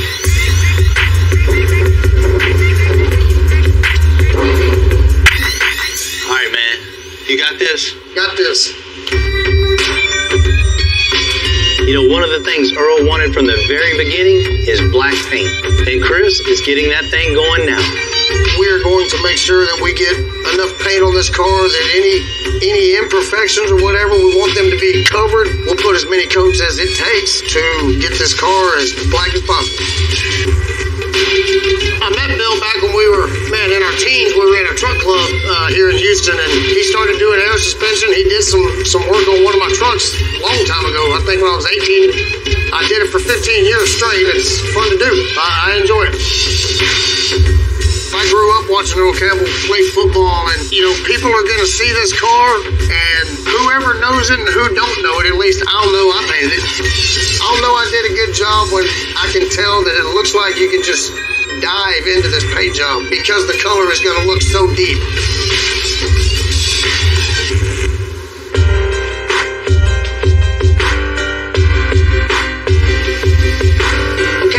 Cadillac out of the booth, and now that it's painted and cleared, the next process is wet sanding and buffing.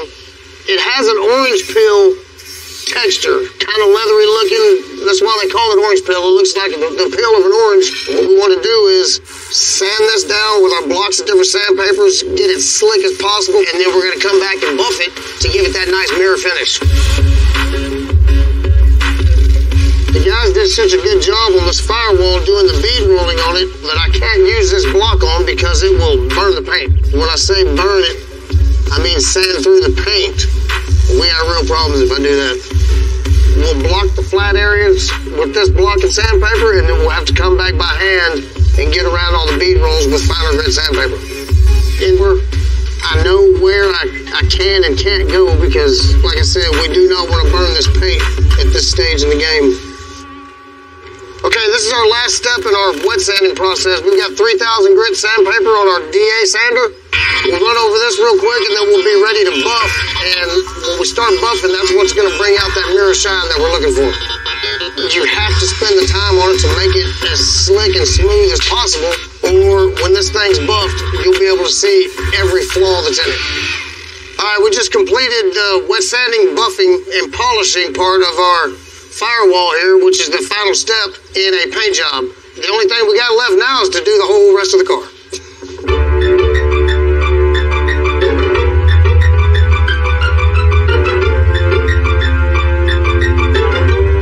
Most of the guys working here have spent their whole lives in Houston.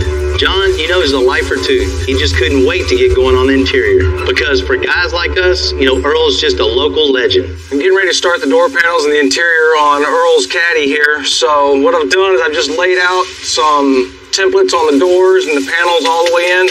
I got me a pencil, good eraser. We'll just sit here and figure out what we're going to make here and try to get everything incorporated in all at one time and get everything drawn out so we'll see the whole piece. We got the basic sketch down of where we're headed to, so now it's just a matter of how do we get UT in here. We don't want to make it overpowering. It needs to stay kind of subtle and just an accent in the car. So what we might do is put some sort of insert spot behind that. That might work.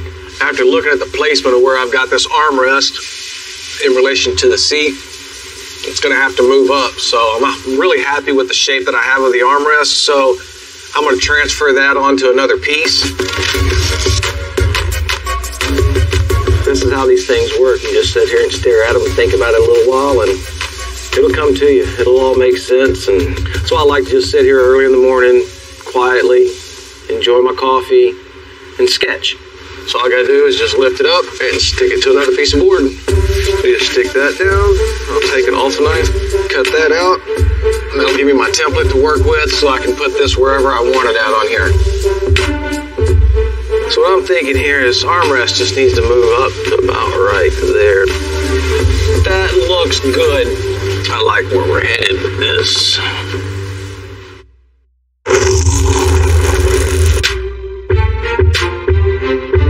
Even though there was assembly lines back when Earl's 1949 Cadillac was made, you know, a lot of stuff was made by hand. There wasn't any robots. And we're taking the same approach from the metalwork to the interior. You know, Earl showed up the other day, brought in some jerseys, wanted us to work these into the car somehow. So my thought here is to take and use those to create that Cadillac V and drop that in right here underneath these pillows. That'll look really cool. Just a nice pop of that burnt orange in the car without being too overwhelming. It'll turn out looking really cool. So the next thing we're going to do is we're going to lay out the rest of the seams on the seat. I'm going to start laying out the bolsters first. I got a template that I've already drawn out for that. Make sure I have everything lined up. I want the lines exactly where I want them. In the center, what we're going to do is we're going to draw out a 2-inch tuck and roll. It's just something that was used classically back in the hot rod days is basically they take and they roll the leather over and you tuck it in with some foam, and it actually makes these pillow tops. Just kind of keep it the old school feeling of the 49 Cadillac, and then we'll have that modern touch of this nice, hard, solid, shaped out pillow on the top here that still has that lean to the classic styles.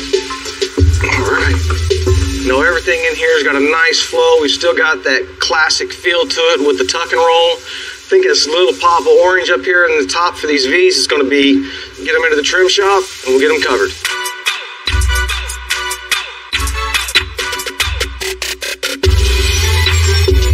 We put the old school 1934 Buick Model 57 on hold because the owner wanted to figure out what kind of power plant he wanted to use. He ended up with the late Model 5.3, and now we're back at it. Got it, huh? Got it. This is perfect for this old Buick. It always sucks to see a project get pulled off the lift, but I'm glad he made up his mind exactly what he wanted. Now we can move forward with the rest of the car. I wasn't really feeling taking this thing apart. It was so pristine, you know, so original. You know, it was hard to cut into it, but we pulled out the stock straight 8 motor, ripping out the old suspension, and start building fresh, you know, get the steering all mocked up. I mean, this thing's going to be a new car all underneath once we're done, you know, especially with the new 5.3. He just had to have a new motor and transmission in it. Exactly, man. Power, reliability. He'll never have to worry about this for sure. I can't wait to see this thing come together. It's going to be a really, really nice old school. The new old school. The new old school.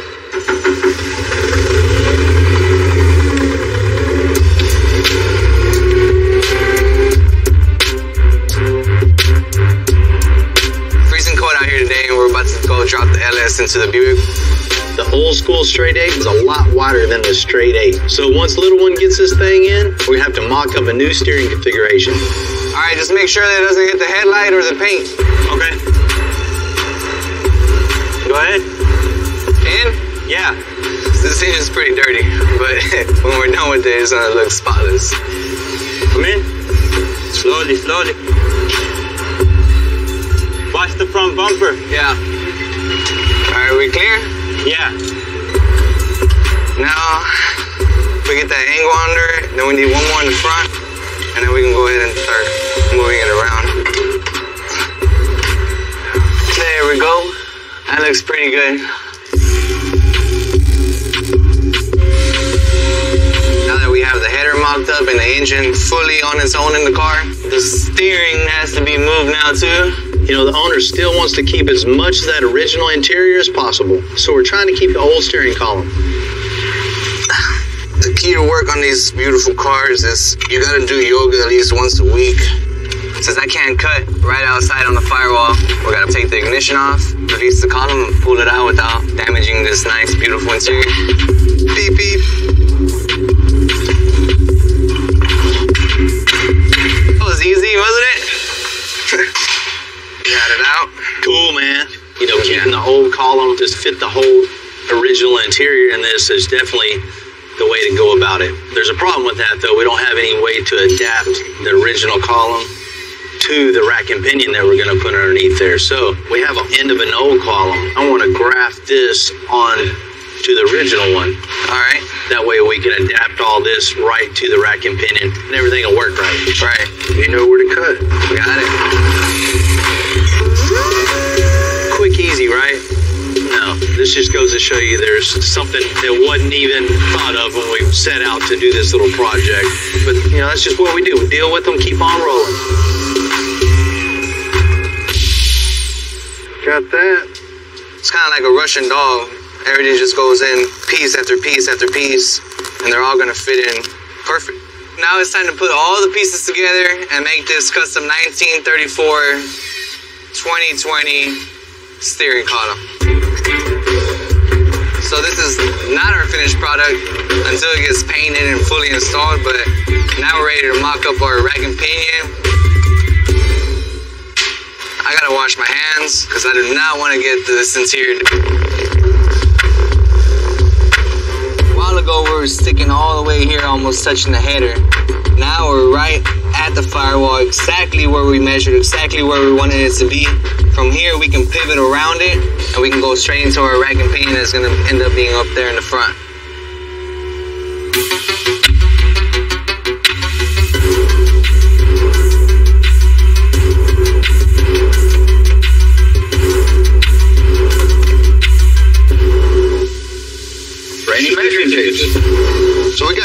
situation here. Our rack is way up there in front, like almost a foot in front of the engine. And with our column coming out like right behind the cylinder head, we need to detour our steering shaft around the exhaust header and then go back straight to the rack. So we have to make us like a two-piece steering shaft with the center U-joint mounted on a heim joint. We got to get this thing as close as possible to the header without touching. That way it doesn't put this U-joint in so much of an angle, which is going to cause hard spots in your steering. We have 3 U-joints, there's nothing to hold it in the middle. We got to support it with this heim joint. And what this is going to do is hold this shaft in the center from moving around and hitting the headers into the chassis. That way it'll support this from moving around. We got everything in place. Now we're ready to give this a rotation. Check it out. Man, this steers pretty good. I don't feel any hard spots. I think we got this set up pretty good. Now we definitely know this car is going to steer in the right direction.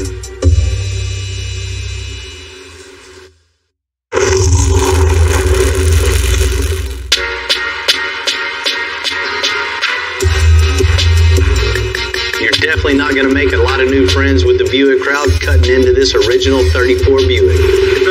But we're still doing what we can to give this thing the respect it deserves.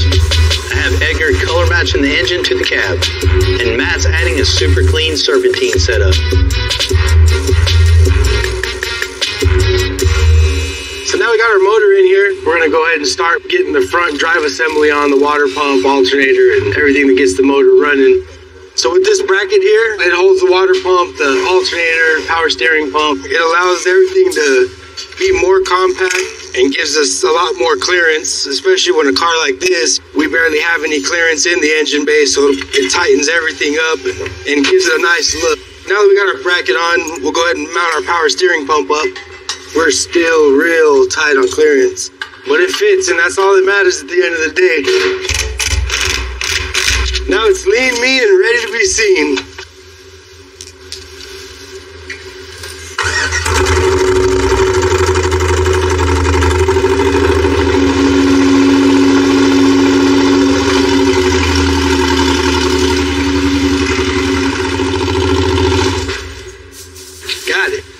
Yes, man.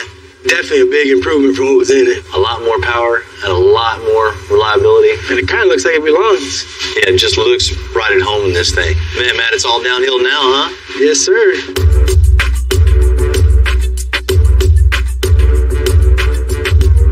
You know, there's so much room on the backseat of this 49 Cadillac that John has plenty of space to come up with a couple of one-off speaker enclosures. So what I'm going to do to take up this space here is I'm going to use it as a subwoofer enclosure. I'm going to take my subwoofer, flip it upside down, and downfire it into the pocket over here. Get a little back pressure loaded on the front of the subwoofer. It'll improve the sound a little bit. I think it's going to be pretty cool. Pretty cool.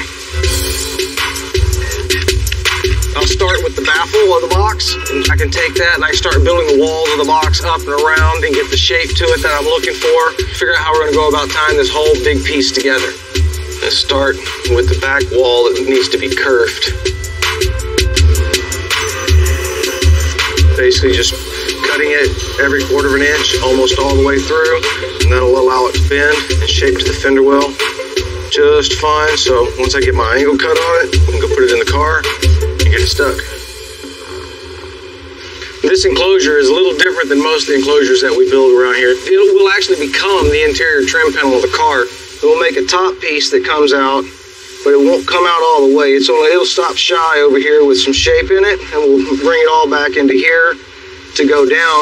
And this will turn into your armrest area up here. So when you're sitting in the back seat, you're in an armrest here, and this will all sculpt down towards the seat. In order for this material to make the shape that I want, I've made these ribs, and we'll put them around in a couple of places, and that'll give us something to attach our material to and start fiberglassing. Just gonna take a piece of this flex form carpet here, push this down in here, it'll take the shape that we want, we'll get it stapled down, and it should be perfect. Now that we got that worked out, next thing we'll do is take some fiberglass resin, start piling it on here, and wait for it to get dry enough to touch so we don't get it all over the car. And once it's to that point, we're gonna put it back in the car, continue building our panels around it, get everything tied in. when you're building your custom panels like this, you want to make sure that you keep everything in consideration, keep things nice and tight, so you have one nice cohesive flow through your entire panel. Edgar painted the new LSX for Earl's 49 Cadillac. And of course, it's Texas Longhorn Orange. And we got our custom chassis back from Powder Coat. We're putting it all together with brand new air lines, brand new brake lines, all new stainless bolts, and of course, brand new Billy wheels. Starting to look like a car now. Yeah, looks good with 4 wheels on it. Man, now you can actually see how the contrast is coming together. The little pop of the motor color is going to tie into a little bit of interior color. It's going to make the whole car a complete package. Man, this car is fit for Earl Campbell. Definitely. I hope he'll let me borrow it one day.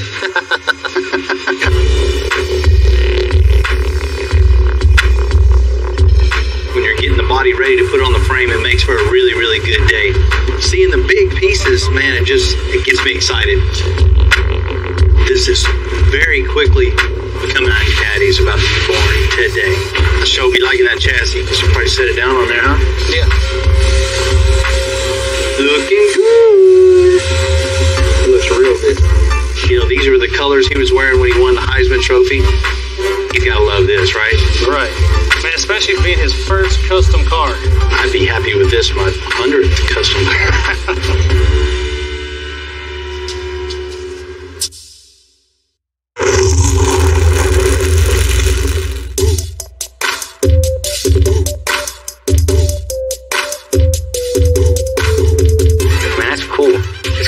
Like a V? Yeah, dude, it sure is. Just for this car. With all the work we've done to Earl Campbell's 49 Cadillac, there's still something missing. So I asked Justin to build a couple of custom downpipes. Right here on Earl's Cadillac, we got the LSX 454 crate motor stabbed in there. This thing makes 627 horsepower and 586 foot-pounds of torque at 5,000 RPM, so this thing's going to be a tire shredder for sure.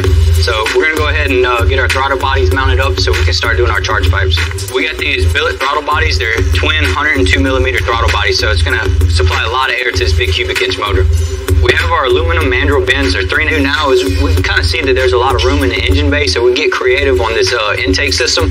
Well, since he went to UT and old Bevo over there, we're going to go ahead and do it where it looks like almost 2 horns in the center. 5 inches off of each horn. I marked 5 inches from the end of our tube so that both of our tubes match up, and I'm going to use the tape pretty much to connect the dots so that we have a good clean cut line to follow. Let's go cut some pipe. Basically, since this is a big 454 cubic inch engine, we need to make sure that we can supply it with enough air to make that power. So that's the reason we chose the 3.5 inch dual throttle body setup. And we're going to try to put the filter placement where we're pulling good, clean, fresh air right in the front of the vehicle. So I like the way that the intake has that X pattern, so we're going to try to emulate that with our intake tubes. It's looking like we can take this 180-degree bend, split it in half, use that 90-degree angle, and it should put our pitch right exactly where we're wanting it. So now that we have all of our tubes cut, you can kind of see the direction we were talking about in the beginning where we wanted our placement of our air filters. And now that we have it with the tape kind of securing the 2 tubes in place, we can get it pulled off and go weld it up. So on this tube here, I'm going to end up welding it clockwise, coming around this way. And on this tube here, I'm going to come counterclockwise. It's going to give it one of those little small details that most people wouldn't notice, but, you know, to the ones that do it, they'll appreciate it. So we're going to go test fit them on the caddy, see how they look. If everything looks good, we can go ahead and pull them off and polish them. So now that we got everything wrapped up, everything's installed, see everything fits like we wanted, I think Earl will be real happy with this when he sees it.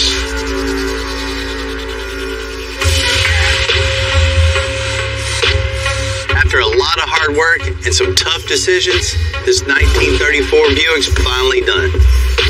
You know, I was really reluctant about cutting out all the old factory suspension, but once we got into it, that's what we do. Bill called me and said the car was ready to come and look at it, so, you know, I invited the guys, Silveranos Car Clubs of Houston. All my friends are here, their cars are here. We're all excited to look at the Buick. What's going on, man? See you, man. Javier, how you doing, man? Good to see you. What's up, fellas? Hey, what's up? You got the whole crew out, huh? Oh, yeah. You know, after looking at your whole crew's cars, I can definitely see why you wanted to do what you wanted to do.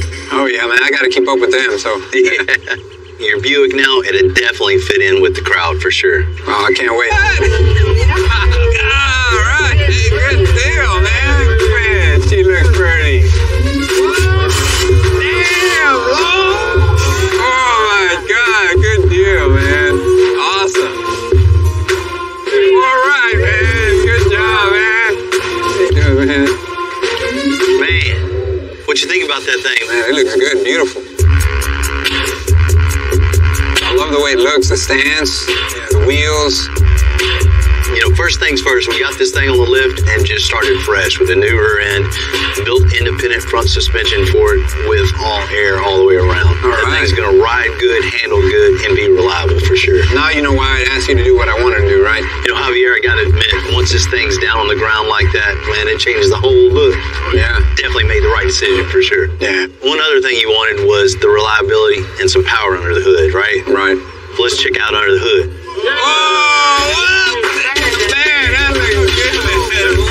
How'd you fit that thing in there? Started out ripping that old engine and trans out and just getting a pull-out 5.3, stripping it all down, really dressed it up, make it look good. So when you pop the hood, you got something to be proud of. Man, wonderful. It was tough, but definitely worth it. We had to do a vintage era for that's such a narrow frame in it. We had to custom make all the steering to get around the headers, and everything had to be one off, especially because of the fitment. The old engine looked like an antique. This is state of the art.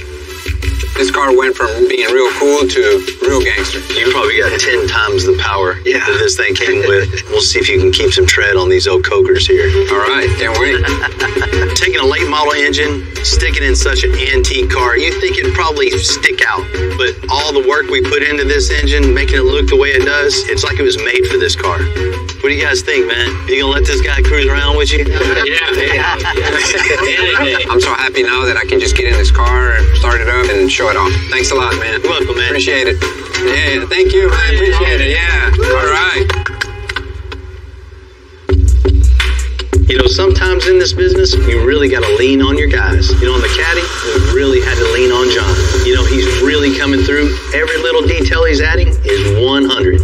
We get started on the rear deck for the 49 Caddy. We're going to start by cutting out our base out of MDF. We'll take that over to the car, get that in place, and start building it up from there. The back deck has a curve in it, so we'll make two pieces. I'm going to take some fiberall here and mix it up and use that to actually put these two pieces, especially with it being up here in the rear deck of the car. You know, it takes a lot of heat up here. We want something that's really going to be able to stand up and not give us any issues. This will be the riser that'll come up from the rear deck that helps tie it into the back of the seats. All right, we got this thing all dried up, positioned, ready to go. So I'm gonna pop this thing out, take it across the way, put it on the table, and we'll finish it out there.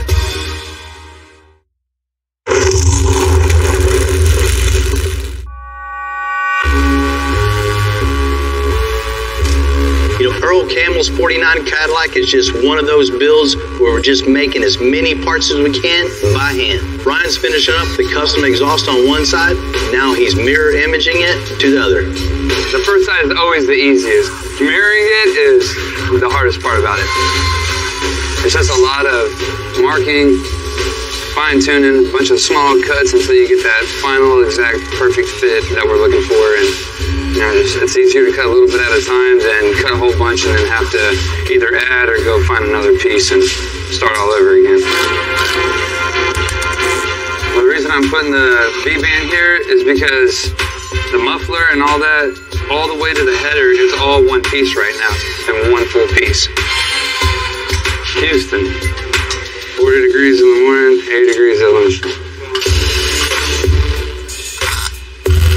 This point of the exhaust is the most complex of it all because of this bin that I got right here and then just what I have to work with and just the limited amount of space. So trying to make this work and flow and not cause any restriction and also clear everything is pretty tricky, but hopefully I can get exactly what I'm looking for out of this and make it go all the way and dump out the back instead of stopping right here. All Alright, so I didn't let it beat me. We were able to make it come all the way out to the back. That's gonna look tight from the back. Whenever you're driving behind it, see that? That's gonna look dope. So now all we got left to do is just make some hangers, drill some O2 bungs, weld it all up, and throw it back in the car. I think if Earl ever gets to take a look underneath this car, he should be very happy. I know I am. What's up, man? What's going on, Bill? On this build, there was a lot of parts had to get chromed, but that grill, that grill's something special. We had to make sure this thing shined. You got something for me? Oh, yeah, I got something for you, buddy. I got your grill. Man, that thing looks good, Victor. It's a 1940. Dip this thing in chrome, but... Yeah, I mean, you do it in 30 minutes. Nah. You had to take the whole thing apart, huh? The whole thing apart? Yeah. And these 5 pieces right here, they're made of stainless steel. So you got to be careful with them, when you polish them and chrome plate them. Yeah, and it's not just this either. Of course, you got such a good reflection. You look down here, you see everything up here. Yeah, so everything back here has to look just as good. Like that. Because this thing's pretty much a mirror now. Yeah. Victor, you sure this is the same one? The same one, buddy. This thing looks brand new. I think it's better new. Yeah, well, yeah, definitely. Man, I appreciate it, Victor. It's all yours, buddy. Just be careful now. Right? Yeah.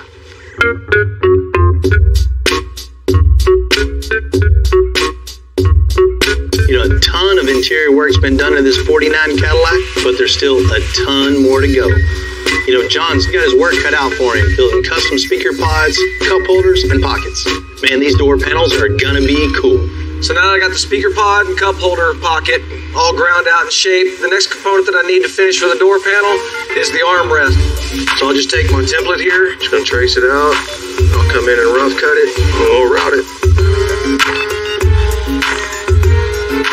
Alright, got them all cut out. Next step to do, sand them down, glue them up, and then stack them. You just kind of come up with ideas in your head and then think of ways to execute your ideas. The stacking method here is basically just to get a big chunk to carve out of, as you would any other sculpture, really. So the next thing you're going to do is got to put the hand pull in this thing. I've got a template here, so I'll have it for both sides. Trace it out. All of this in here is going to get carved out, so we have some place to put fingers, grab a hold of it, and close it. Earl came in the other day. He had a challenge. He really wants to get this UT burnt orange color in the car. We're going to take this, cut it up, and wrap a few pieces. That will work. This is where all that body working and sanding really starts to pay off. You can actually start to see what you've made, see the final product.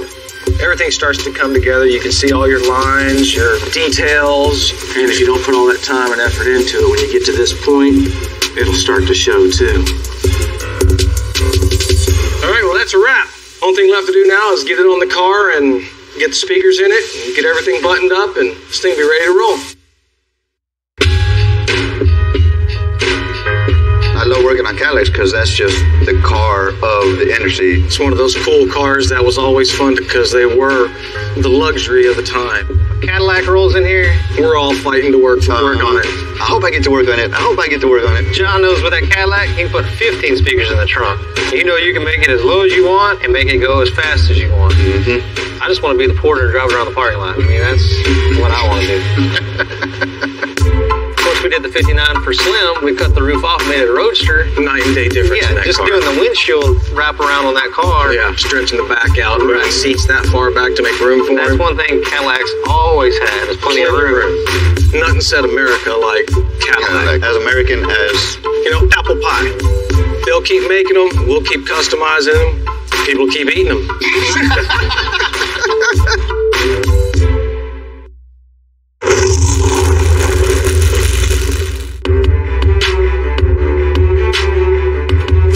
I can remember being young and my dad watching Earl Campbell just killing people every week. He just rooted for him, every time he played. When people hear now that we're building a car for Earl Campbell, you hear all the stories of how good a player he was and just how he dominated everybody on the field. Every step of the way on this 49 Cadillac, Earl's been an inspiration to us. the consistency, that's what we were going for in building this Cadillac. So today it's an honor to give Earl his car back. The 49 Cadillac is something I'm very proud of, and every guy in the shop is proud of. I'm kind of jealous, man. This is a cool car. Hey, Tim, you can't tell me anything about this car, man. Man, I don't want to tell you anything. I want to keep it a surprise for you till Bill gets here. One thing I will tell you is it's all in one piece now. All them buckets it showed up in and records that it showed up on, it's in a whole lot better shape than what it was. Earl came all the way from Austin to Houston just to see this car we built for him. The last time you seen it, it was in thousands of pieces. I can't wait to show it to him now. How you doing, Bill? Man, what's going on? I'm here to see that bad 49 Caddy. Oh, yeah, man. Man, you saved me just in time. You've been picking my brains wanting to see this thing. What do you think, Earl? I know you've been waiting a while. You ready to see this thing? I'm ready. I can't wait, Bill. Man, Timmy, let's do it. Here she comes. It was fun building this. This is something we're all super proud of for sure. Come on, man, hurry up. Let's get this car uncovered. Look at that. Whoa, man, that is great. What you think, Earl? Golly, Bill, when this car first got here, that paint job, that black. Man, that bumper, that's a hell of a lot of chrome. There's plenty of black and plenty of chrome on this thing. Oh, man, that's great. Man, Earl, it's a huge challenge to make, parts in the parking lot into a car looking like this. We first started off getting this thing on the lift, doing rust repair. Getting a car this old, this straight, and the gaps right on this, the body guys, that's showing their skills right there. A 49 Cadillac don't come like that. You make it like that. Yeah, especially when the panels come in the back of a truck all thrown together, just thrown in that truck. Come on, man, you guys don't let me forget that, huh? Especially black. Looking down the side of this thing is laser straight. Man, that is beautiful. Building the chassis on this thing, Earl, motor mounts, new rear end, new front suspension, air suspension, so this thing lays real low to the ground too. Every nut, bolt, everything is 100% brand new. You have a brand new 49 Cadillac. Just to see it all put together, I was amazed. I mean, the chrome on it, the lovely lady on the front. I mean, I just can go on. I just couldn't believe it. Earl, you had a couple stipulations. You wanted this car to be some power under the hood.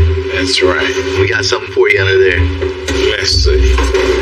Good night, nurse.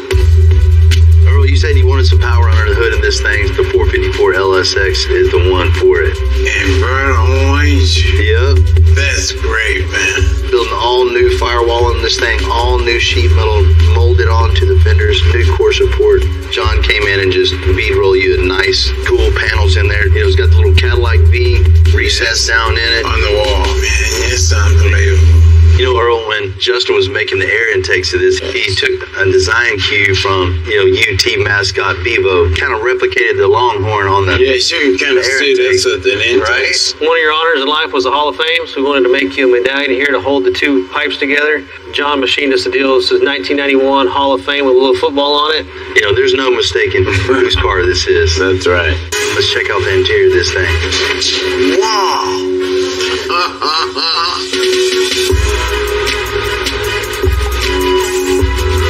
Man, last time you seen this thing, there was just piles and piles and piles of parts for the interior on this thing, right? Yes, man. It's got the burnt orange on the door.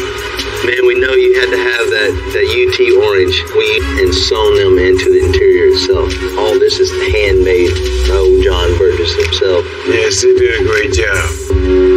It's got you a little something special back there in the rear deck as well. Yes. You get the little Longhorns incorporated in the back, all the way up into the Dakota Digital gauges. Now, there's some special numbers in your life of what you've been through. So 20, you were a Heisman at UT. That's right. 34, you were a Houston Oiler, and then 91, you went to Hall of Fame. That's right. There's no doubt everything in this car says Earl Campbell. I mean, they went out of their way and beyond. I mean, you couldn't ask for anything more.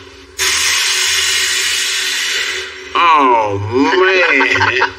Yeah, breathe. That's down in the dirt. That just changes the whole attitude, right? Yes, sir. When you see that 49 Caddy sitting up, that's one thing. But when you see it go down all the way in the grass, that's bad. You got a 49 after that.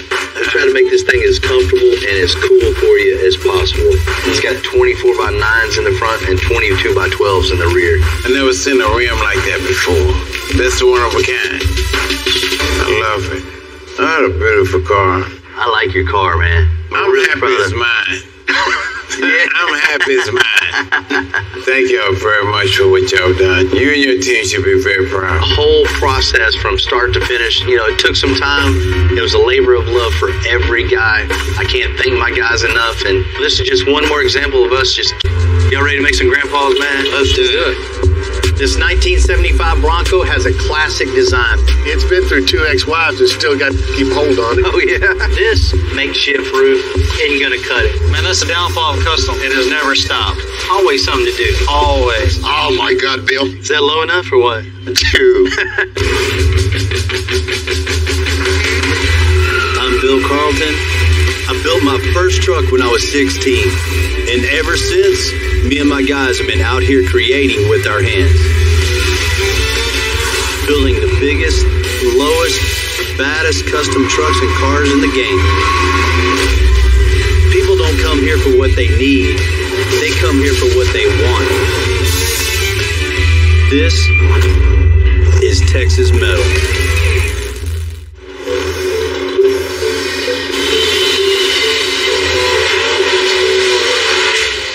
Busier and busier. We got a lot of cars in here and we need more room to bring in more cars. That's exactly what we're doing. Need more room? We're going to make more room. Started out doing a little trade job here and there. Got a little more concrete. Built an awning. Ended up enclosing it. And now we're about, 22,000 square feet. That's not enough. So we're putting down some new concrete in front of the interior shop. Eventually, we'll cover this thing up and fill it full of lifts. Thank God I got customers like Marcos, got a huge concrete company. We're doing a little work for him, doing a little work for us, doing a little trade, little barter deal. Here we are expanding. It's one of those win-win deals. We get to expand and we get to work on Marcos's next project. That thing is bad. From the first project Marcos brought in, years and years ago until the latest. Golly, I don't even know what to say, brother. This guy is not only a good customer, but he became a really good friend of mine. And, what better to work on, the latest and greatest project for a good friend of yours.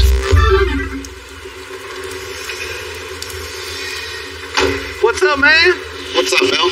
You finally got you one. I told you I was going to get one. Marco's been talking about old Ford for quite some time. It looks like he finally found the perfect one for him.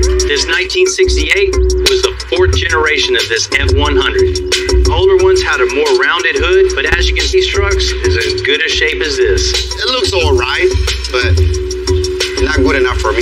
It's perfect, but it's not perfect for you. Exactly. Everyone, they can have a classic truck, but not a classic custom, because a lot of people, they don't like to, cut into a nice classic looking truck like that. It's going to be an easy project for you. Oh, here we go. Let me guess, under the hood, there's not enough power. Nope. Not low enough. Nope. Don't have the right wheels and tires. Nope. How'd I know this already? You already know him. It's just too classic. Because we built Marcos a project about, once a year, I already know what this thing's going to look like before he even talks about it. I think 24x8s on the front, 24x15s on the back. Get this thing really low down to the ground. Really low on the ground. See what you got on the hood of this thing. Marcos, you got you a V8 underneath here already. The V8? Well, back in 1968 when this thing was new, it was probably plenty of power. Back then? Now, nah, this ain't gonna cut it, especially for you. Yeah. Man, I think the best thing to do is just rip all this out. Instead of trying to upgrade this to give you more power, let's just rip this thing out, put a late model Coyote in this thing, right? And then we'll put a supercharger on top of that also. I like that. I like so that. You got, not only enough power. Well, I like that. Well, let's see what you got in the interior. All right. What do you think? It's a good looking truck, man. It's solid. It's clean, but I still want you to make them different. Just wake it up a little bit. Still keep that classic look and just add a couple little custom touches. Right. New gauges in this thing. Right. Man, I love the two colors. I love the green and the brown. They look really good together. Get rid of the white on the door panel. Make a custom door panel. Right. Brown leather to really make it have that custom look. And AC. Oh, no. I need AC on this thing. I know you got to ride cool in this thing for sure. So what do you think on the bed? You know, to get the stance right on this thing with such a big wheel and tire combo, it's going to be low to the ground. So in order to do that, we're going to have to remake the fender wells on the back of this come up a lot higher, and of course with those wide tires, a lot wider. The differential is going to come up a lot higher, so we'll have to raise this bed floor up so you don't see a big hole in there. Right. Still have that classiness with the custom look. I told you I was going to make it easy on you on the next one. Yeah, it's way easier, right? You know, no matter what it is, it isn't fast enough. It isn't big enough, low enough. He has to have just such his cars. This one's no different. So I'll come by and pick them up next week? Yeah, right. Come on. We'll see you soon, though. Marcos is back again. Longtime customer, has become a really good friend of mine. And, you know, the old saying, good ain't good enough, that's definitely the case with Marcos, because this truck is a lot of people's dream just the way it is. This 68 Ford, it's already been to a restoration shop. I mean, somebody's already gone through this thing and put it back pretty much factory and original, which is great for us. Getting it in this shape, we only got to make it cool now. We don't have to go back and fix rust, you know, make panels line up. We're not concerned with that at all. We're just going to make this thing have the right stance, the right engine, and the right wheels and tires. Marcos is a car connoisseur. Good ain't good enough for him. He wants this thing immaculate, something cool, unique going down the road. We're going to take this 68 Ford and just make it a rolling piece of cool art driving down the road.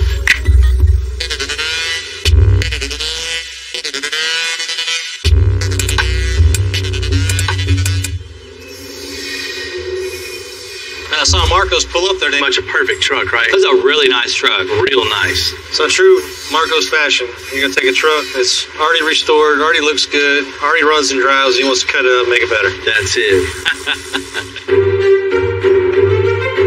This thing doesn't ride good, doesn't drive good. You know, it's got a nice V8 in this thing, but there ain't no way. Yeah. Put a brand new Coyote in this thing. Over 400 horsepower, just the engine. But then we're going to put a supercharger on it, too. You know that's what he's got to have. So Marcos wants to go fast. Right. No.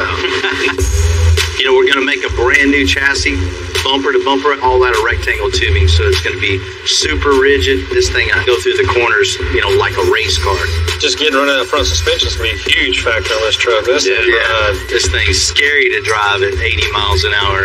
You know, as far as the interior, it looks nice. It has that classic look, which he wants to keep, but just a couple of custom touches all throughout. I love the brown and green together, so we're going to keep that color inside, but we're going to recover the seat, add custom door panels, and new carpet in it.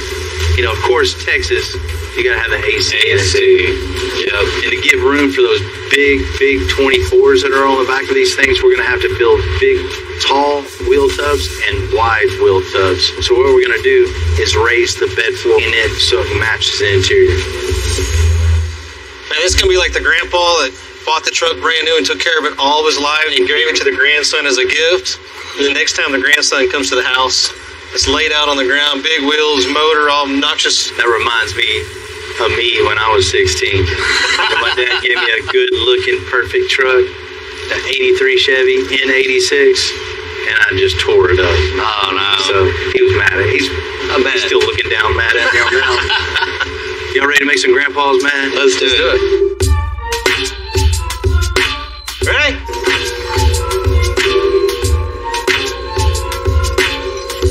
First things first, this is what I want to do is unbolt the cab front end and pick it up off the chassis and just roll it completely out. We're not going to use any of that at all.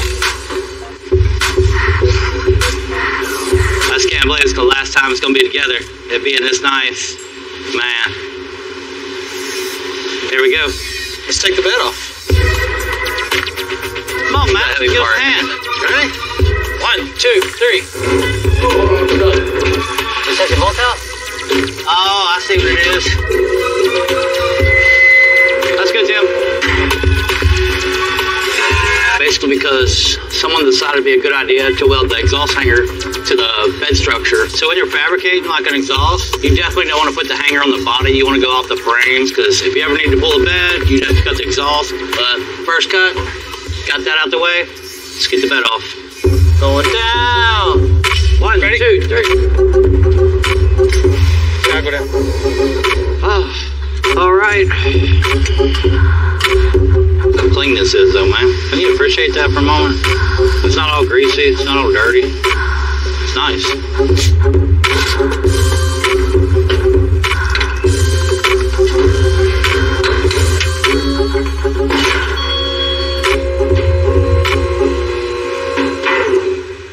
That only took 10 minutes to destroy a classic truck. Your grandpa would be mad. Grandpa would be mad. It is what it is. On to the new life.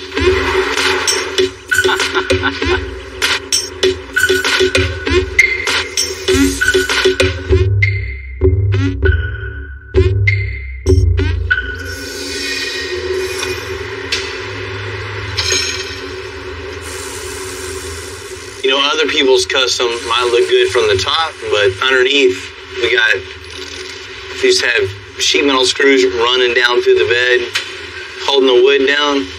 It might look good from the top, but it's dangerous underneath this thing. Building a nice car isn't just, you know, what's on the outside. It's what's on the inside, what's underneath. You know, was feeling really bad about, you know, Marcos's truck looking really clean, really nice, really original, but that is definitely not the case.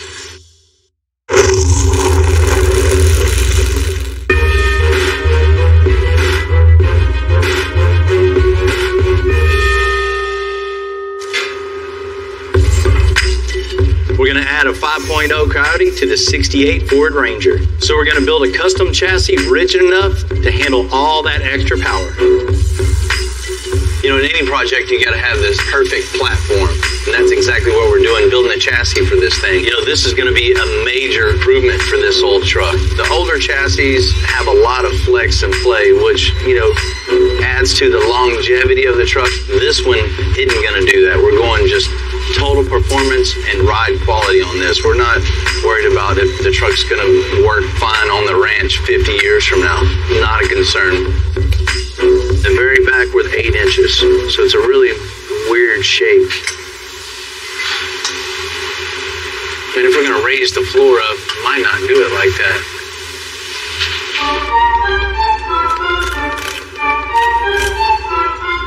You know, normally when we build the frame back up over the axle and then back down to the bed floor. But in this case, we're going to raise the whole bed floor. So it kind of looks weird if we build the frame up and around and back down. We're going to have to build super tall bed mounts to come up and catch the bed. That's something we don't want. So a more custom look would just be the frame coming back, going up over the axle, and then straight back. It's just going to give us a lot more room underneath there, a lot more room for the fuel cell, suspension, all the air components, and give that bed a real custom look.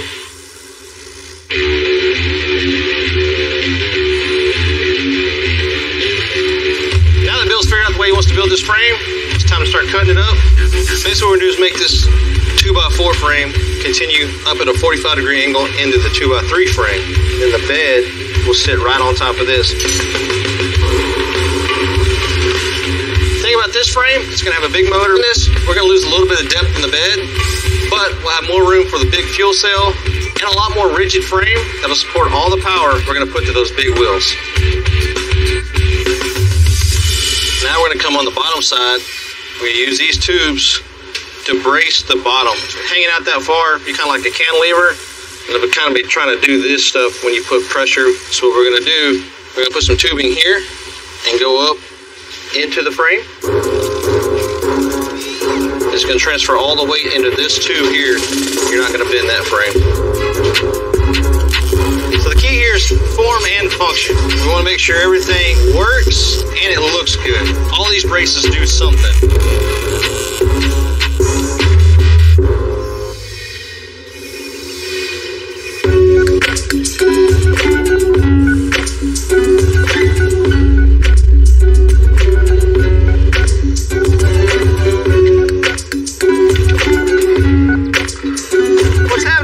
Not much. That's a good looking truck. You know, it's always cool to get two old Fords at the shop at the same time. This 1975 Bronco has a classic design with flat windows and straight lines. It's been through two ex-wives and still got to keep hold on it. Oh, yeah. I got my Bronco back in 1990 and just been driving it and changing up ever since. You know, it looks done. What do you want to do to it? Well, you know, I got a little issue with the roof. This Texas heat is bad, and you know how it is when you're driving around, going to the beach or going to deer lease. So you're just riding around and the sun just beating down on you. Man, you got such a good looking truck, then you get up to the top and you see that vinyl, afterthought. We can definitely improve on that. Is there anything else you want to do this? I got something else in the back I'd like to show you. It's this gap back here. Oh, okay. This doesn't look right to me. You know what, some of it probably look really good, even shortening the frame on this thing and scooting the bumper a lot closer too, and then the whole thing fit a little tighter. That sounds great. So what are you thinking inside here? I need a console, so something more secure. So you want a safe down in the console? Yeah, if that's possible. Oh yeah, that's it? No, there's one more thing. Yeah? I'd like to put a little hood scoop right here on this vent. And there's a 5.0 in this thing? Exactly. Yeah, you definitely need a little more air to that thing, right? Yeah, I think it's starving right now. That's cool, yeah. Definitely handle that. You know, this Bronco looks really good. You can tell there's been quite a few things been done to it over the years, but, just like any project, any custom car, there's always something else. Great looking truck. That's what I like to hear. Let's go make it happen.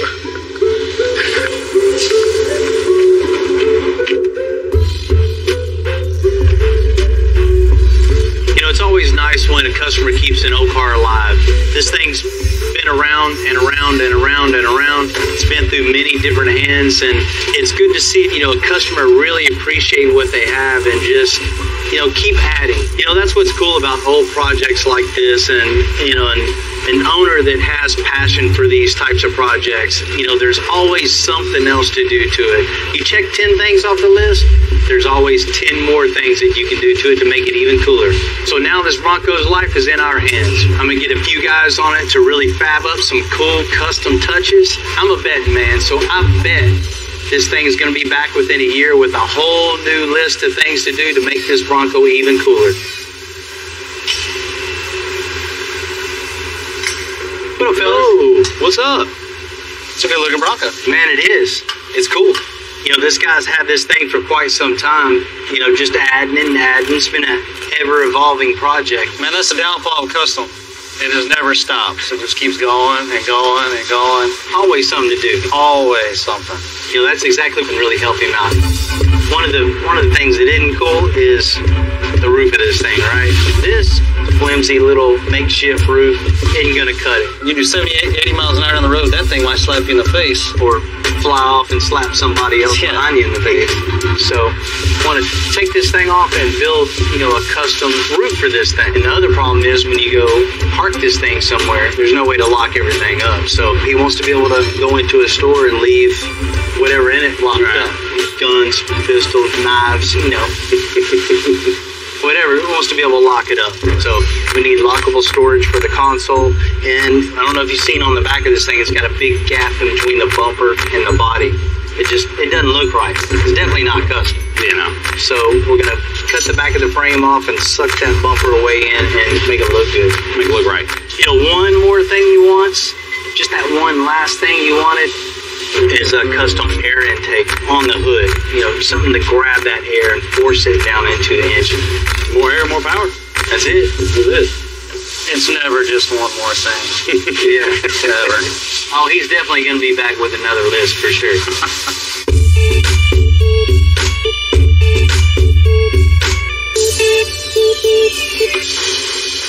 After years in the Texas sun, we're going to get rid of that old vinyl roof. We're going to replace that with a whole new custom aluminum one. What we've done so far is we've established the straight lines of where we're going to start breaking everything. We'll take these measurements, transform to the aluminum, mark out where everything needs to be, where the brakes need to be, and then we're going to start cutting. Now we got our whole panel cut out. So what I'm going to do is just notch out the corners, what we don't need. We're going to take this over to the brake. bend those down 90 degrees, and then we can start forming our edges.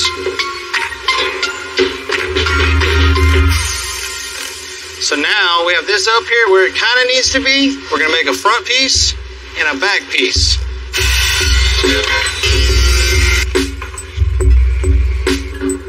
Now we got this shape how we need it to fit the windshield and the roof.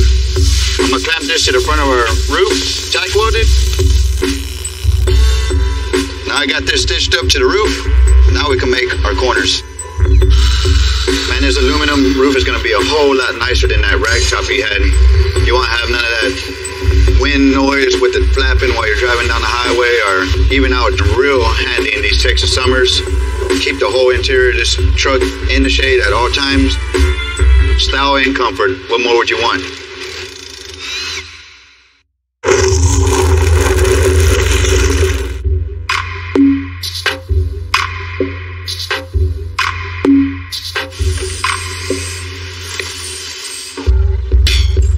Put a late model 5.0 in this 75 Bronco. Tim and John are going to make a custom air scoop to force that air right into the engine and look cool. A little something like that, probably. Now the purpose of making this out of chipboard and bending it the way I did is now I can lay this out flat on a piece of aluminum, cut it just like this, all out of one piece. These reference lines I got drawn out here, put this in the brake, bend it up about 60 degrees, and flip it over, and I should get the desired look I'm looking for, just like on the template. It looks good, but I think I need to adjust it where the top of it looks even with the windshield.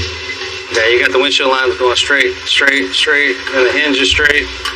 That's. So if I make this side taller than that side, think you get it done next 5 minutes? Sure. That's just one of those deals when you make something custom, you want it to look right. So we'll go trace this out on another piece and bend it the right way. You know, I didn't have to do this. It looked pretty good the way it was, but I'd really prefer it to look right instead of looking like it was droopy on one side of the truck. What's the extra little 10 minutes just to remake it a little bit taller and make it look right? That's what it takes to do the job right, folks. Just do it.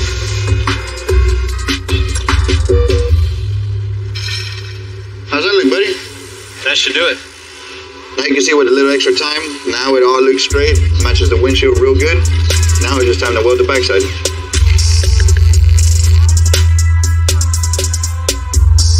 We're finishing up on the custom chassis and suspension on the 68 Ford Ranger. While we're doing that, John's getting going on the interior. You know, the first thing that I saw when I walked up to this truck and I opened up the door and I looked inside was the instrument cluster. You know, that was something that stood out to me. Something about it, you know, the way they were set back and had the bar going across the middle of it. I'm going to take that idea and just kind of incorporate those lines and style cues into this door panel. Take every bit of concentration and detail that we put into the big jobs. It's nice to sit back every now and then, take a deep breath, and relax and make something like this. Then we have our center bar. We'll have this separate from the door panel, so when this is all wrapped, we'll have all these lines still there instead of just one big blob. We'll make this trim ring removable and wrap it separately. That way it continues the lines that we're trying to keep in the door. So now we just take a little bit of body filler here.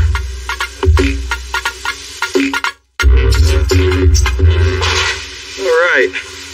So this is the factory door panel off the F100. So the next thing I'm gonna do, so I'm just gonna take my insert, get this thing mudded up, get it molded in, get it looking real good.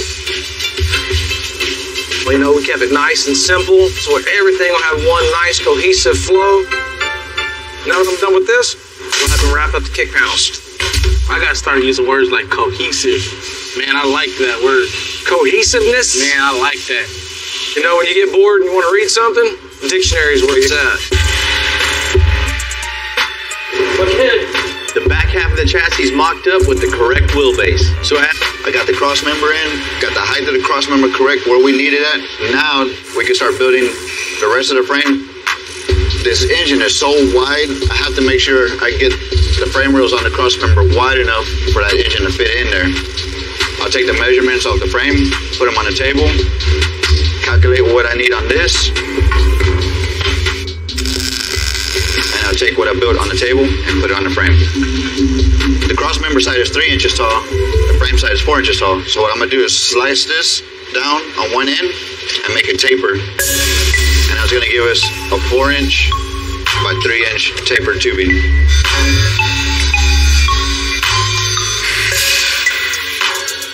So now with that slice we took out of there, all we gotta do is get one of these, tap it down, we can weld that back out, and then we got a taper. So there you go, 4-inch going down to 3-inch. Now we can fit this in the truck. Now we got these pieces connected to the back half of the frame. We can continue on to the front core support mount. Oh no, got a little damage on this front end here. This hole forward, this part should be touching this part. Look at the size of that gap. They did a repair to try to get this connected back to this, but they didn't pull it back to connect it. They just filled it in there.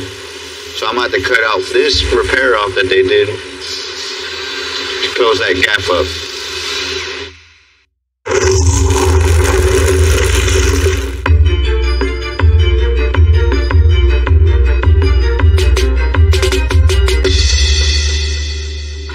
Let's see if we can get this cut out.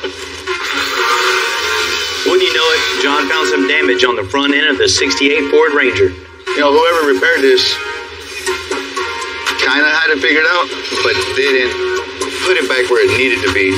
We're about 3/4 of an inch off. This side's longer than that side. It has to be straight. So what I did is I hooked me a ratchet strap and I pulled it till we got this to touch. Now I pulled a measurement from the end of the frame to here, and we're right on the money. Now we could connect from here to there and tack it all in place. You ever work on a car, make sure you do it 100% because you never know what the next guy will find. There you have it. We got a complete frame, front to back. Now we're ready to put big end tires on the back for some traction.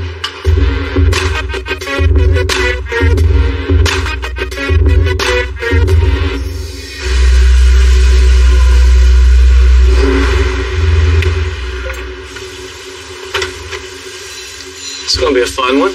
The owner, Dave, come with the list for a 75 Bronco, and we've been checking them off. We upgraded the stereo with modern marine-grade speakers to hold up in any weather. We cut the back of the frame and scooted the bumper a little more forward. This Bronco is really limited on space, so we got this cool little safe here. Keep your wallet, sunglasses, maybe gun. You know, we've modified a ton of things to this Bronco, and it was totally worth it. I mean, you're looking at it now from the way it was before, the thing looks good. But wait, one more thing, Bronco is finally done. Today's the day we're going to give it back. You know, I'm pretty sure he's going to customize this truck for the rest of his life, but once he sees this thing, I know he's going to be blown away. What up, man? Not much, man. How's it going, Bill? Man, real good. Good to see you today. Good day for you? Oh, man, it's a fantastic day. You know, you came into the shop, you had a couple ideas, and, you know, the list are. You ready to see all these check marks? I sure am, Bill. Let's check it out. Adrian, bring it on in. Wow. Looks cool, huh? It looks fantastic. Man, look at that top. When that car came over the hill, man, I seen that top. It's a one-of-a-kind. No Bronco's going to have a roof like mine. Look at the scoop. That was a check off the list. Right? Wow. Look at those speakers, man. I can't wait to get in there and drive. Giddy up, let's go. This is exciting. Man.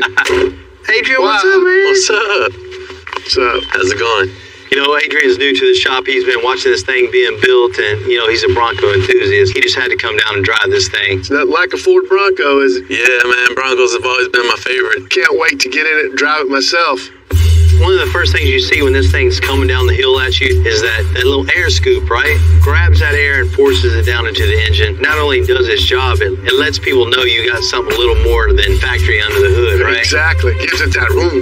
The next issue you have was that old half roof you had. It didn't look real cool.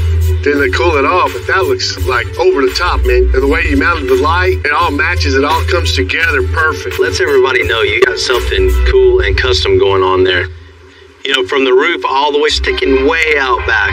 You know, John and Tim cut the back of the frame off and just sucked that thing all the way in, so it looks like it's supposed to be there now. It's where it needs to be. You know, that's the outside, but check out the inside.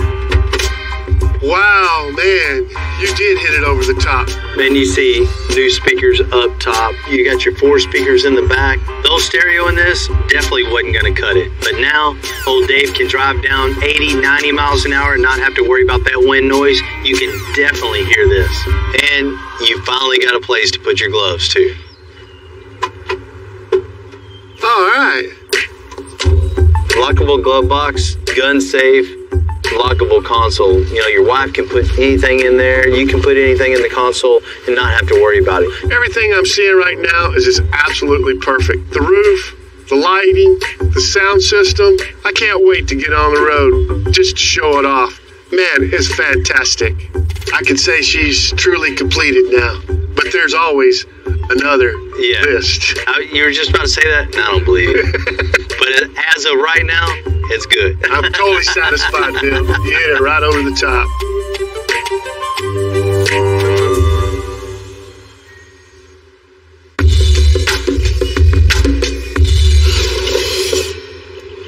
Oh yeah, this is definitely not factory. This is why you can see all the screws underneath the bed. They're entirely way too long. We're putting huge 24 by 15 inch wheels on the back of this 68 Ford Ranger. So Hugo's taking out the old bed floor. We're gonna create an all new one with huge wheel tubs.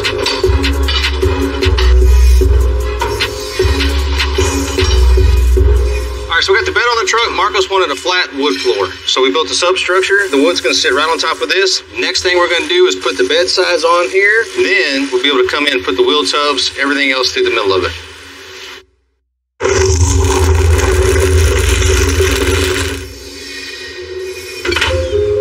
Because it's a really big 24 by 15 inch wheel we're using on the 68 Ford Ranger, Tim and John are adding some custom wheel tubs and adding more support to the bed. Basically what we're doing right now is making sure the side's straight because it's sheet metal, and where the inside of this bed is factory, it could be like this. I mean, it's 1968. So right now we're taking a little extra precaution to make sure that when we weld it, it should stay straight. Once we get all these tacked in place, we can start fitting our tubs in. What I'm doing here is measuring from the center line inches that way, 15.5 inches that way. I line that up there, and that's our cut line.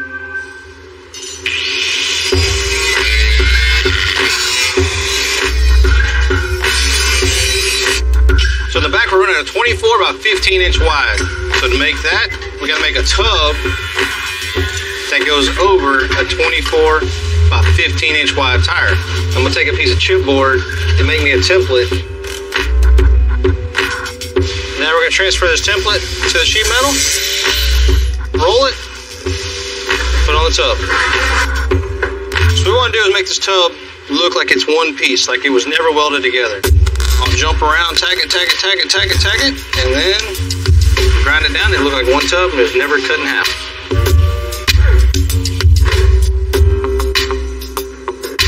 Now you can start to see how big this tire is gonna be. Look at this is a tire. This is a tire. Then we start the long task of welding everything in, which is going to take a while. The guys did a good job making the wheel tubs on this 68 Ford Ranger. Lewis is going to add the color match wood right into the beds. So this wood is hardwood, it's ash. It's a really good stain grade wood to work with. And we're doing stain work, so sanding is going to play a very important part. We want to make sure that we keep a nice, even pressure and consistent speed. All right, so now we're gonna get this stain mixed up. We're gonna use basically primary colors to match this leather that we have picked out for the truck. I actually make my own stains. You know, I eyeball everything. Some people might do this on a scale, but my grandfather's taught me since I was a young kid. We just start with our primary colors and kind of adjust from there. So you can tell we're starting to get to that orangish color that we're looking for. I'm gonna darken it up, throw a little bit of brown in it, see how close we can get to that leather. All right, let's see where we're at. I think we're close. Okay, I think we're close enough now to where we can actually go ahead and start spraying it, and I can make my adjustments in the actual booth.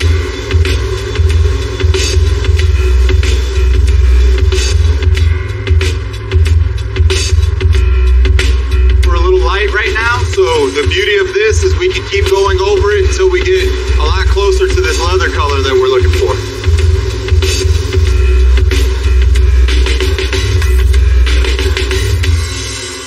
Badass on the truck. Hope Marcos likes it. The hand-built chassis for the 68 Ford Ranger is back from powder. So now Tim and John are gonna put it together, make this thing a rolling chassis. Want to check the engine on there first? That way I know how to run lines from there. Let's roll. All right, go up, go up.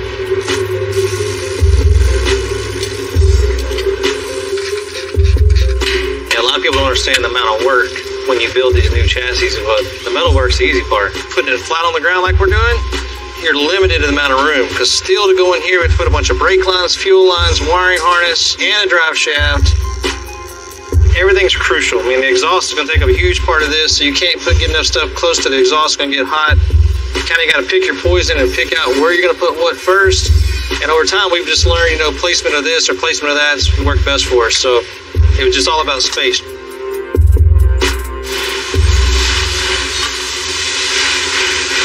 Looking good, Timmy. Definitely looks different when it came in, huh? Got you kicking ass on it for sure. Man, all the lines, everything looked real good. I mean, the hairline, the fuel line, it looks real good. Man, I love this wrinkled copper, especially with the... Man, if you're happy with it, I'm ready to put it down. Man, let's do this.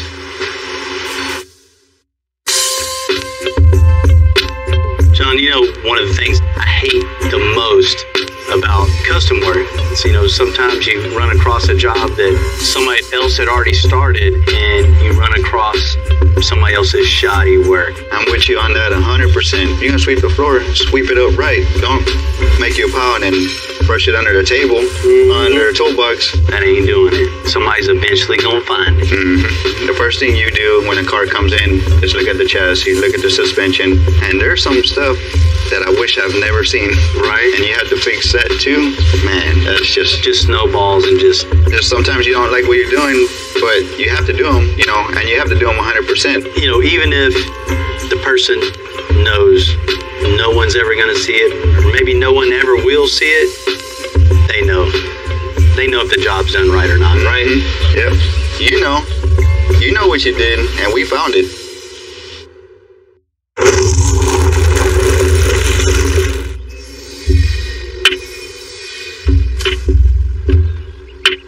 It's not every day we take a 68 Ford Ranger that's almost in perfect condition and make it even better. He's been building a garage for his cars, so he invited me over to come check it out, so I got a little garage warming gift for him. Come on in. What you think, Bill? Dude, this is a hell of a garage, Marcos. Marcos invites me into car paradise. This is every car guy's dream right here. One of the first things you do, you go down Lamborghini aisle. You got the McLaren, you got the Ferrari aisle. Man, leave it to Marcos to build a house for his cars, right next to his house. This is cool. This is just amazing. This is phase 1. I'm doing phase 2. We gotta add on that side. Well, you know what? I got something that might fit really, really good. What you got? You got a chair? You got a bar stool? Floor mat? Oh, come on, man. Oh, my God, Bill. Coming out outside and seeing that F100 for the first time. Dude, that thing looks sick. Right? You just can't go anywhere and buy one of these. He knows this is especially built for him. Oh my. Is that low enough or what? Dude. That thing is on the ground. Late model 5.0 Coyote, supercharged. You're pushing about 750, 800 horsepower right now. 750, 100 horsepower on this thing, Bill. Wow. It started out being a nice truck, right? It looked almost new. Right. But your bar is set really, really high. And we got to come through every time. Old motor, old trans, old rear end, old everything rolled right out the shop. Totally started over. We started out building a new chassis, front to back. All new suspension. Every part of this thing underneath is all handmade. Big 24 by 9s in the front, 24 by 15s in the rear.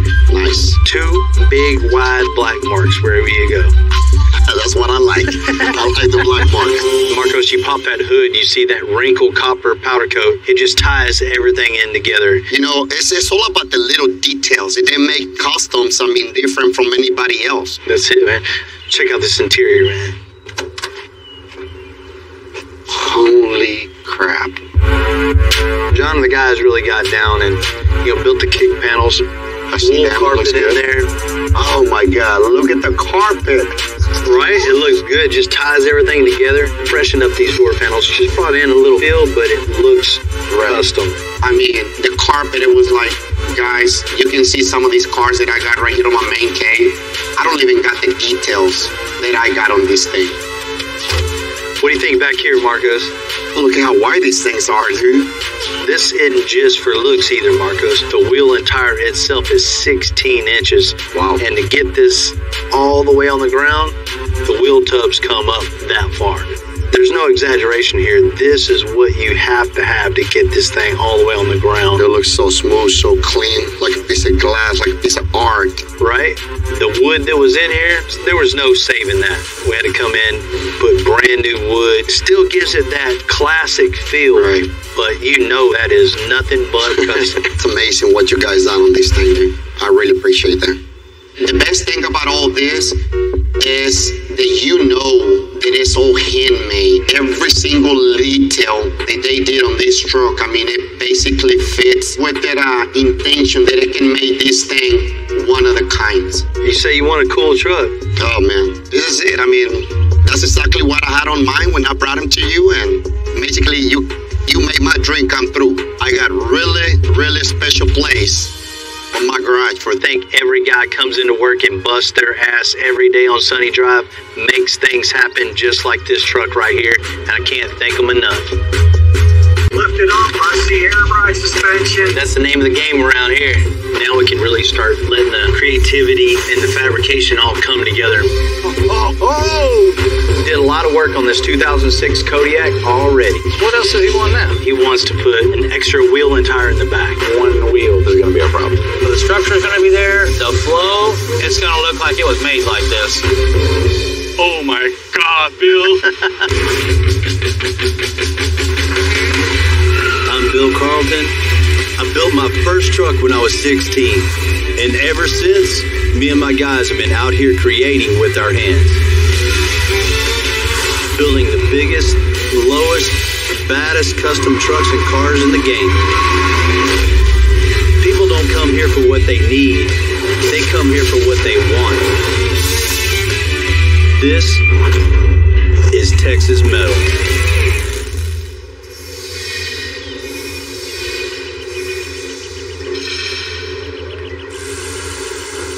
We just got a pretty cool 71 Suburban out in the lot. I owned one of these things for a short period of time, and, I miss it. I'm definitely attracted to this car. Good looking truck. What's up, buddy? What's up, man? It's endless possibilities what you can do this old Suburban. I've seen them way high, seen them way low. So whatever the owner Ronald wants to do this thing, I know it's going to be cool. Is that truck you're telling me about from Maryland? Yeah, it's pretty cool, huh? It looks 4x4. Is it true 4x4? Yeah, it is. Man, it's cool. What are we doing to it, though? Man, I don't know. And I got to get on a Zoom call and see what he's got going on. He just bought it and said I'm shipping it, huh? It's here for a reason. About to go find out. Let me know what he says.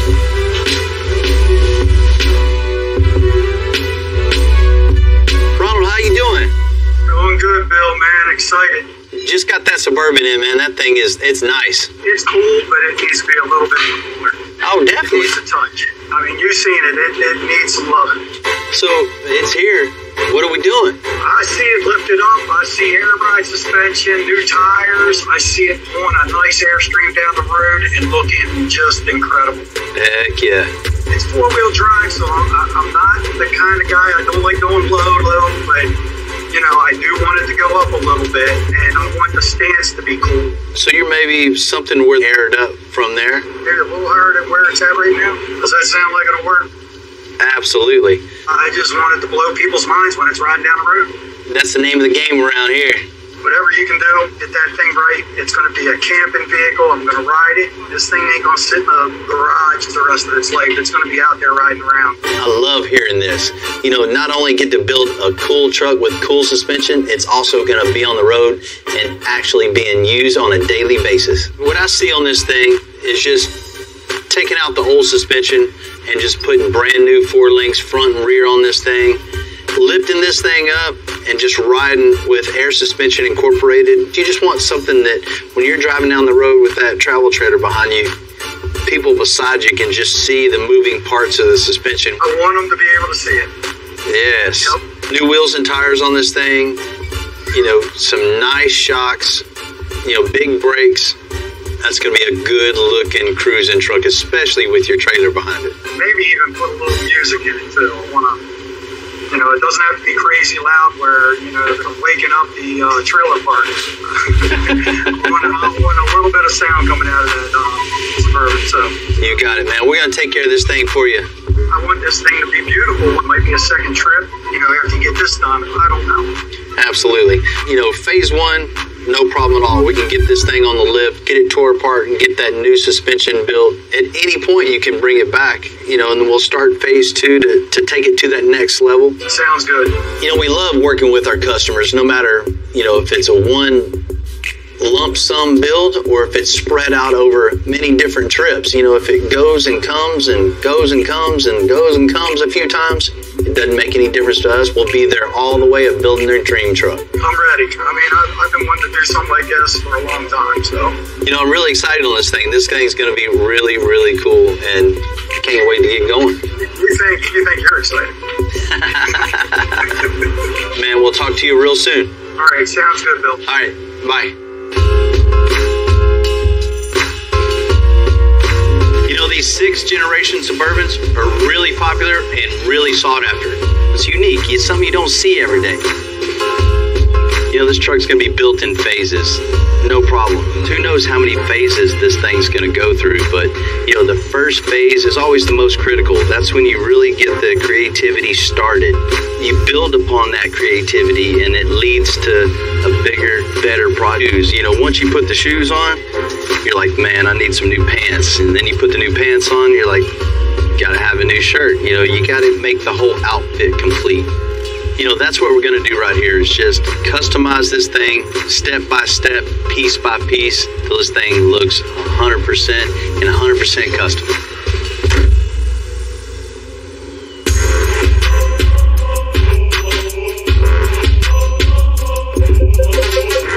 What's happening? Man, it just so happens I'm looking at it right this minute. Ronald was clear from the beginning. There's going to be many times he's going to add to the build. You know, I just thought it would be after we finish the first phase. I mean, we got plenty of room in the back of this thing to do whatever we want to do. So the interior is something we could really focus on a lot to really make it comfortable, you know, for you guys for sure. And to be something to show off. All right, man. Thanks a lot. We'll take care of it for you. What's up, man? Finally got the Suburban in the shop? Yeah, man. Cool. Do a little audio in it.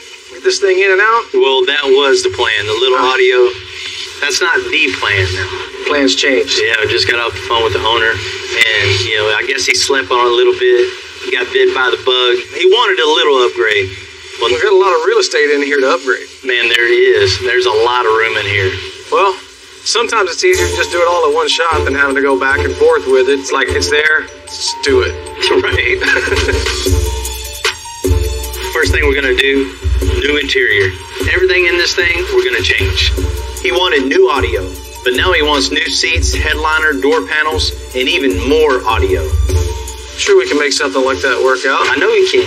The next step, we're taking it over to the fab shop and cutting everything out from underneath this thing. It's going to look way, way, way better. You know, we're giving it a nice lift with air suspension on it, big 4-link, 40-inch tires, new rims, big brakes. It's going to have an aggressive look coming down the road. We want this thing to look just mean. Okay. When he opens the doors, I want it to have that same aggressive look too. Okay. You know what I mean? Basically, take the same ideas that you have going on underneath it, keep those ideas flowing, and put something in here that just says, I'm here, and get out of the way. Mm-hmm. All right, well, I got my laundry list of work to do, so let's get to it. All right, I'm gonna start with getting the seats out. The idea behind and use it and drive it, not just make a showpiece out of it. We still want to have something that's going to be functional. So keep those things in mind as we go, and we'll start making something cool. One of the things I enjoy about watching a guy get excited when we're building their truck, first when it gets here, they're a little setback, a little reserved, don't want to do too much, take their time, do it in stages. And once it gets here, they get thinking about it, they get all itchy. Next thing you know, here we go. Full builds every time. There's your original color. Seafoam green, I guess is what you would call it. As hard as they try when they do a color change in a car, it never fails. Somewhere you're going to find hints of the color. There it is. For now, I'm going to start with the subwoofer enclosure. That way I know I've got to have that space. There's no ifs, ands, or buts about it. And then we'll start making all the panels to make it look good. So what we'll do is we'll take this bottom piece first and just start drawing out around all the pieces until this fits back where we want it to. And we'll start building it up. Nice fit. It's just like a big puzzle, one piece after the next. Make a piece, cut it, fit it, glue it. Just work it as you go, especially when you're trying to fit into these really tight spaces like this. It's kind of hard to map out and build on a table, so you're just back and forth building it. Right. So what we're going to do next is take some body filler, use that as a sealant to make sure that the box is nice and airtight, and then we're going to go back over top of that with some fiberglass chop strand to give it the strength that it needs so we know it's going to stay together and stay sounding good. All right. Box is fitting great. The next step is going to be to build the recessed baffle that's actually going to hold the subwoofer. So what we want to do is we're going to recess them back inside this enclosure about 4 inches. So you won't even hardly see them. They're going to set so far back in here. So to do that, what I'm going to do is a little bit of stack fab. Basically take and just stack up a bunch of layers of MDF until I get it back to where I want it to be. We'll get it attached to this thing, and this box will be just about done.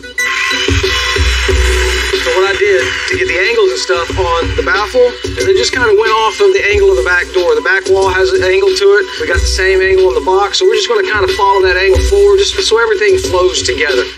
There's exactly what we're looking for.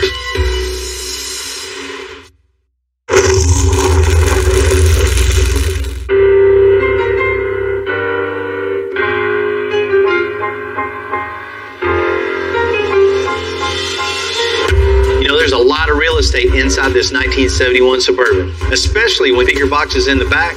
He's going to move on to the door panels. So what we're doing now is we're just making all the parts and the pieces for the door panel.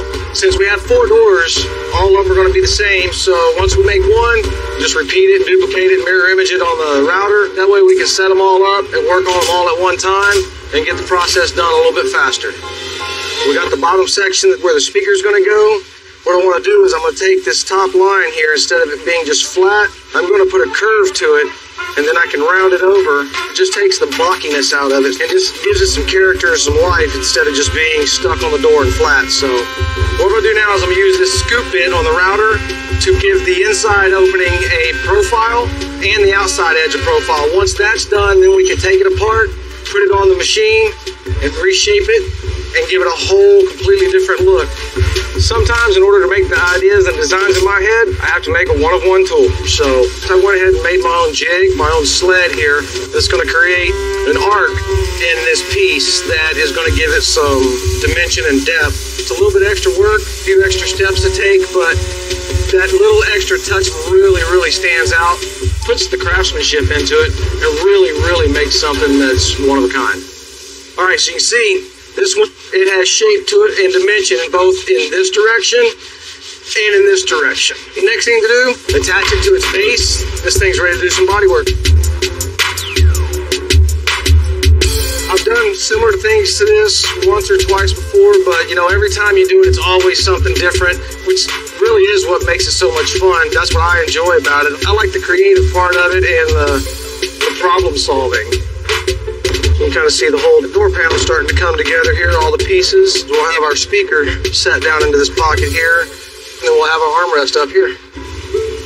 You know, in the custom car game, no matter what the customer's original checklist is, there's always one more thing. Always. You know, sometimes we get a project in, you know, it just needs that last final touch to make it 100% complete. You know, we always want to accommodate, but that's one of the challenges of owning a custom shop, just making the customer happy. We did a lot of work on this 2006 Kodiak already, and we were about to ship it out. Then the owner called me up. He just wants to do that one more thing. One last look before it goes home, or what? Man, it'd be nice if it was going home, but, you know, the world of custom, it's always that one more thing, right? Huh. What now? Yeah. You know, this Kodiak rolled in pretty good condition. We built custom air suspension, made a new front bumper, made new running boards, added a new grill, added headlight conversion, new wheels, tires, and painted the whole truck silver. What else does he want now? Well, he wants to put an extra wheel and tire in the back. You know, one that matches the ones that are on the truck, mounted back here in the bed. Mounted down flat, up, or how you want to? You know, I don't know yet. I'm going to get it in the shop and kind of play with it, see what looks good, what looks cool. So I'm thinking probably mounted 30 degrees or so, mounted up close to the tank. You know, something so if you're looking down on the bed, you can see it, but not something that sticks up over the top of the bed rails. All right. That's what he wants. That's what he's getting. We'll get with Max, see if you can get one. I don't even know if you can just get one, huh? I hope. I'll go get Max figured out. Yeah. All right. We've done a lot of Kodiaks over the years. The medium duty platform is just great to work with. You know, it's different from every other thing on the road, and that's what the customer wants when they bring these things in. It's just one of one, something that nobody's seen before. You know, we've done a lot of work to this big old Kodiak, a lot, but for a thing, we got to make it happen.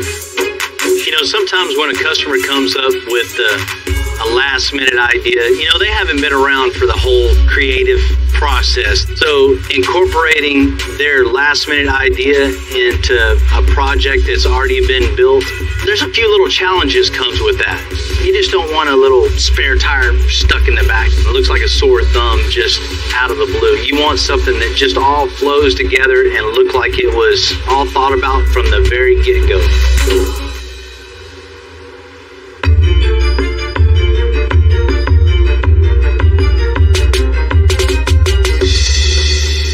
Yeah, man. Yep, I can have a two today. That's not a problem. You know, Max has been a really great addition to Extensive. He's been running point on sales and parts. And he's got a real knack for finding things that are really hard to get. Like one custom dually wheel for the Kodiak. Have a good day. All right.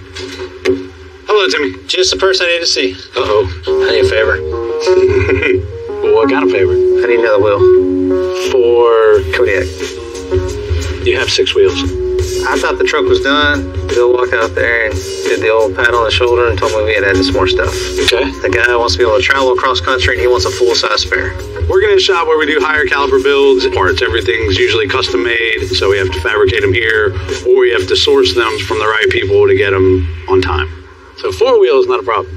6 wheels, definitely not a problem. 1 wheel is going to be our problem. It's not my problem, buddy. That's yours. Thanks, Timmy.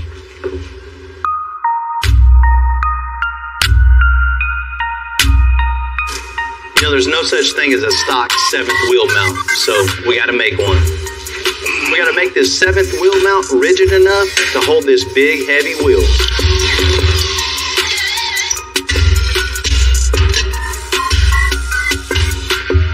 We got all of our pieces cut.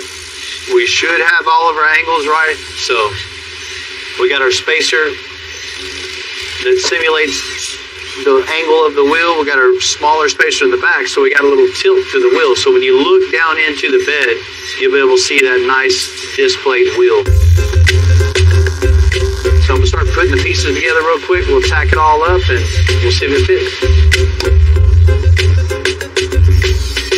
You always start out with the vision that you have in your head of the basic idea. Top needs to go back.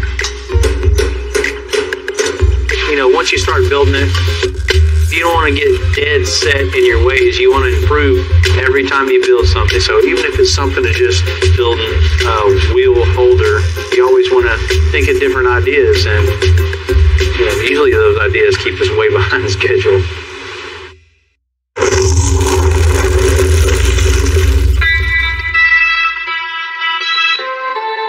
Let's put another tack on this. You know, mounting a 7th wheel in this 2006 Kodiak isn't what I call a common request, but that's what makes it fun coming to work in the morning. You know, making the unexpected look like it should have came like that from the beginning. Let's unclamp this thing, see if it fits in.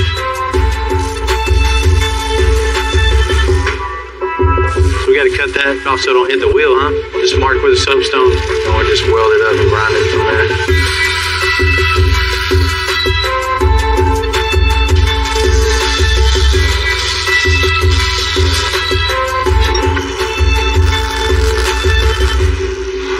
Good, man. Yeah, come out nice. I mean, it's got some strong mounting points on it. It looks good, man. This thing's gonna last forever. Yep, no doubt. We want that big heavy wheel on this thing, shaking going down the road. You know, start fatiguing everything if it wasn't built super strong, and that's what we got. So looks good. It's clean, strong. Go. Let's do it. All right.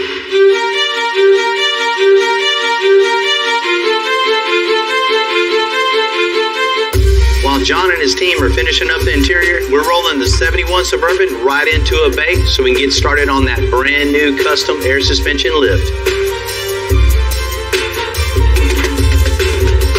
So we finally got this old Suburban inside the shop. We're gonna take it and break it down. We're gonna take everything off of it that's on there. Take all the suspension out from under it, shocks out, axles out. We're gonna get it up as high as we can, make it look really aggressive, have some fun.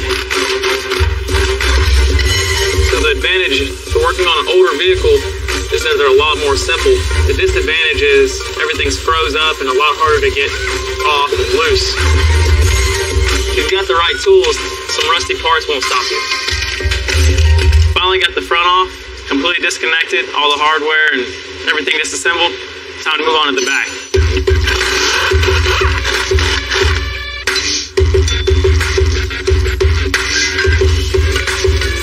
This drive shaft's reusable, so it can actually be shortened or lengthened because it's welded. We're going to keep this slip yoke for this transmission and truck. Let's put it on here first. All right. Now we can take it out there and pick it up, put it on this. Sweet. Thank you, sir. All right, so we finally got everything off the truck. Front axle, rear axle, all the suspension parts. We can bring in all the new stuff, and we can get this thing up in the air where we want it. We tore out all the old suspension and cleaned up the stock front and rear axles. So now Jamie and I can start mocking up the air suspension. Whoa, that's probably pretty good, huh? Uh-huh. What we're gonna do with this thing is an air suspension lift. Okay. We have some nice airbags on this thing, nice shot, big 4-lane. Oh, yeah. So first things first, let's get the rear end located with the air deflated. Okay. And once that's located, we'll weld a pipe down to the axle so it can't go anywhere. Okay. Drop it down a little bit. You know, this thing's gonna have a big 40-inch tire, but he's also wanting to tow his camper with this thing too. So we can't just go crazy and just make it way off the ground. We want this thing to have a low stance and also be able to air this thing up and get it way off the ground and just be really aggressive. Get it bolted up real quick and point it at it. You know, try to get it 0 degrees here. Pretty close. These old Suburbans are unique. You don't see a lot of them on the road anymore.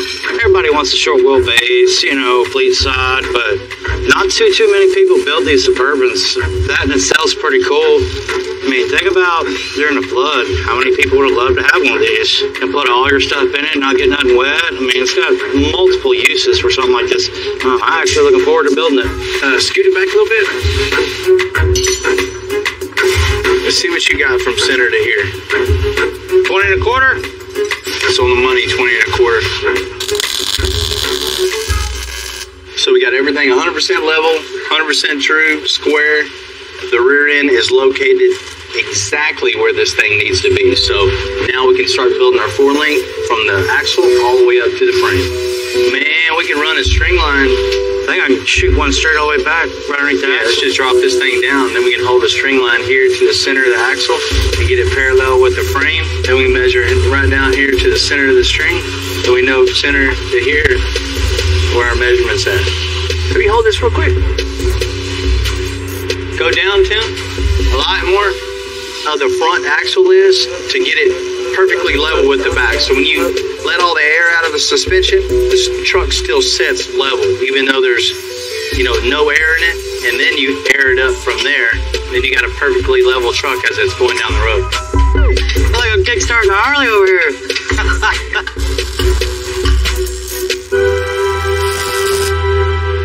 Looks good, huh? Yeah, everything, both axles are right where they need to be. Man, perfectly centered, perfectly level, and at the perfect height with everything all bottomed out. We can get busy building. Let's do it, man. I'm ready.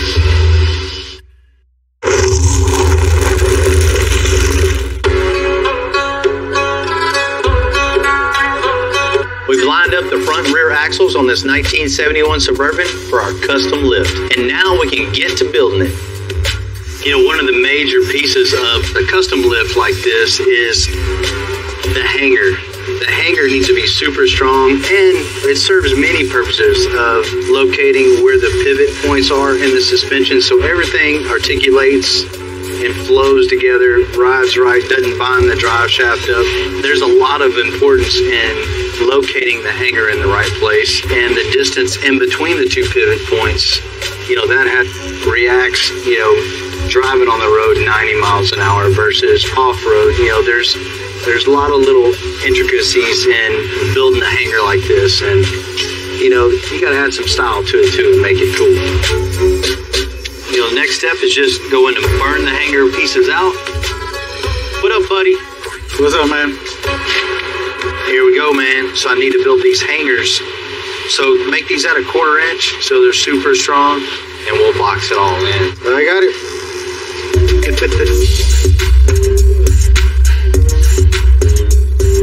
So I took this, drew my box, got my measurements. Now it's time for the computer to do its thing.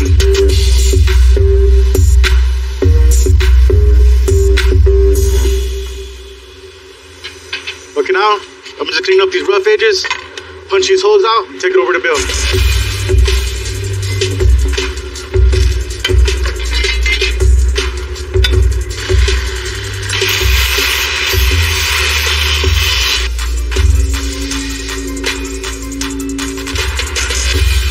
Okay, so I got the base of the hanger Jesse just brought back over.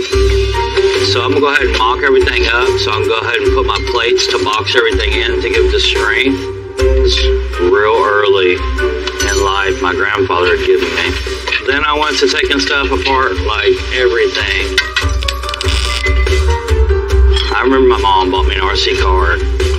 For the world of me, I thought, I'll just put a vacuum cleaner motor on it and it'll work. That never went back together. The vacuum or the car. So from basically being young to taking things apart to being older now to taking bigger things apart, some things just don't change. Alright, so now that I got these two pieces on the side right here, I'm gonna go ahead and weld all on the inside right here. So that way to be as strong as possible, I have a weld on the inside and a weld on the outside. Okay, so basically right now I made some gussets right here. This is pretty much the last piece to be able to mount this on where it's solid. Alright, so got all these welded up, all the gussets done. So this is ready to go up underneath the truck and we'll just keep going.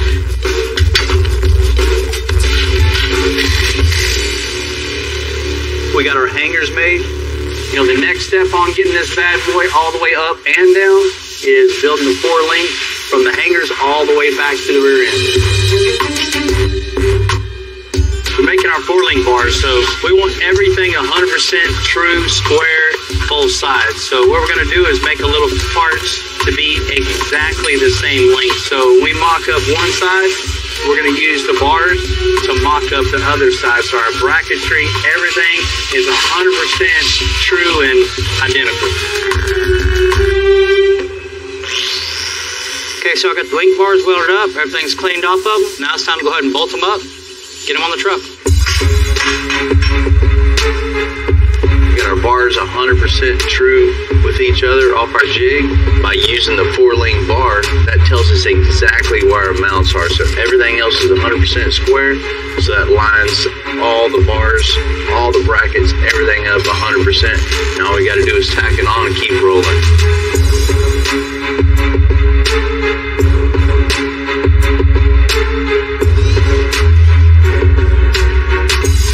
See, I got both the upper and lower link bars on. Everything looks parallel. Everything's bolted up. Like the way it looks. So I'm going to go ahead and move on to the rear now. The 7th wheel hitch is back from powder coat on the 2006 Kodiak. We're just missing the 7th wheel and tire. And then this extra large build will be ready to go home. Hey, Val. 1 wheel, 1 tire, mounted balance, ready to go. How'd you do that? Very carefully. Yeah, called in a few favors, but we got what we needed, so. All right. Heads up, it's heavy. All right. Going from point A to point B is not always a straight line. You know, there's always obstacles, and, you know, we just have to find the part, because when they come in and say, hey, Max, I need the part, that's what I do. I find the part. See how much bigger than you are. It's almost as big as me.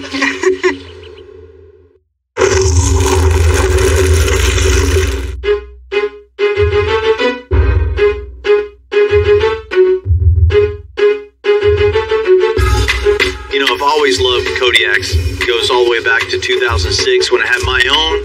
You know, I love driving that thing. I love just the girth of the truck and just being different from everyone else. So when this truck showed up, showing its age, I knew exactly what to do to make this thing 100% right. What's up, Vinny? What's up, Bill? How you doing, man? Good. How you doing? Man, I'm doing good. Beautiful day to get a Kodiak back, huh? Yes, sir. I've been waiting. I can't wait. I know, man. I'm really excited. Man, you came in, this thing, it was hurt. Yeah, it needed help. It's an iconic truck, but it needed a facelift. That's why we brought it to you. Purchased the Kodiak about 6 years ago. We tried to do a little stuff ourselves to get it to ride better and look a little bit help. I ran into a guy at a show in Arizona who told me to take it to Texas. That's why I said, take it to Texas. And we hauled us out here. That big truck just commands attention when it drives up. Maybe a little unwanted attention in some areas. Attention in the wrong spots. Put it that way, yes, sir. Man, we addressed all those things. We got this thing looking good, riding good. I just can't wait. Let's do it. Man, I'm ready too, man. Jamie, come on with it. Oh my God, Bill. No way. Oh my God. Oh, wow. Yeah, the headlights, the grill. That is bad. I love it. It don't look old anymore. No. Oh my gosh. Woo. It looks like a totally different truck. I don't even know where to start. Hey, I told you we got you, man. I know. Hey, I believe you, but now I really believe you. That's crazy. Oh my God, yes. That's what I'm talking about. Woohoo. That's so cool. Oh man, it's over the top. What you think? I like it. What up, man? Yeah, it's awesome. I don't know what to say. Takes my breath away. It's awesome. Vinny, you see this thing pull up, it commands attention. Yes, sir. Right? From the new headlights, stretch bumper, new grill, running boards on this thing, fresh coat of paint all the way through it. All manuals are sick. Drop low to the ground. Yeah. Totally changes the whole stance. I don't even know there's enough words to say how excited I am. It's sick. Man, I appreciate that. I think so too, man. I mean, it's something we're definitely proud of. Oh, yeah. It looks cool, man. Yeah, it's a cool truck. Absolutely. I got one more surprise for you. Oh, okay. Check it out. All right. Oh, man, Bill. That's awesome. I know you wanted something back here to show off your other wheel, and you never know, you might have a flat, right? 1,200-mile drive. I want to make sure I'm safe. You don't want to take no chances. That's it, man. So this is the first 7th wheel I've seen. This man Bill had a great idea how to recess it in the hitch, go ahead and tie it in the toolbox, make it kind of look like it's floating. Man, it came out awesome. Good job. You guys killed it. Nice. Appreciate it, man. I love when we get these trucks in the shop, bringing them back to life, making an older truck look brand new. Doesn't get better than that.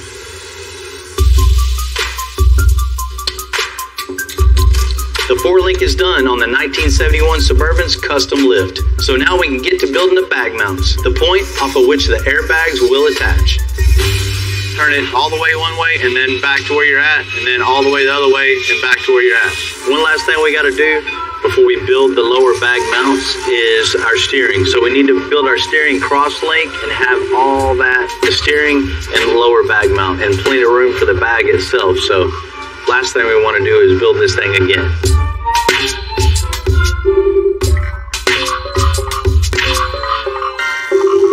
Okay, so we got the steering, everything's hooked up, everything looks pretty good, everything moves freely. So it looks like we have enough space for the bag bracket right here, so I'm going to go ahead and start making these right now. Alright, so my process is doing a bunch of bag mounts. Basically, my first thing is I'm going to get all my material cut to length I'm going to need, and I always cut a little over because you're going to trim back and cope everything. So basically what I'm doing is I'm taking off little bit by little bit until it fits, and to make sure that the bends are all in the same place, they're all coped on the axle the same height, and everything's even underneath the back plate. It's a lot of cutting, grinding, coping, but once it's in, it's in. Man, Jamie, it looks really, really good. We got a nice foundation. Now we can really get down to business and really start letting the creativity and the fabrication all come together and make something really cool.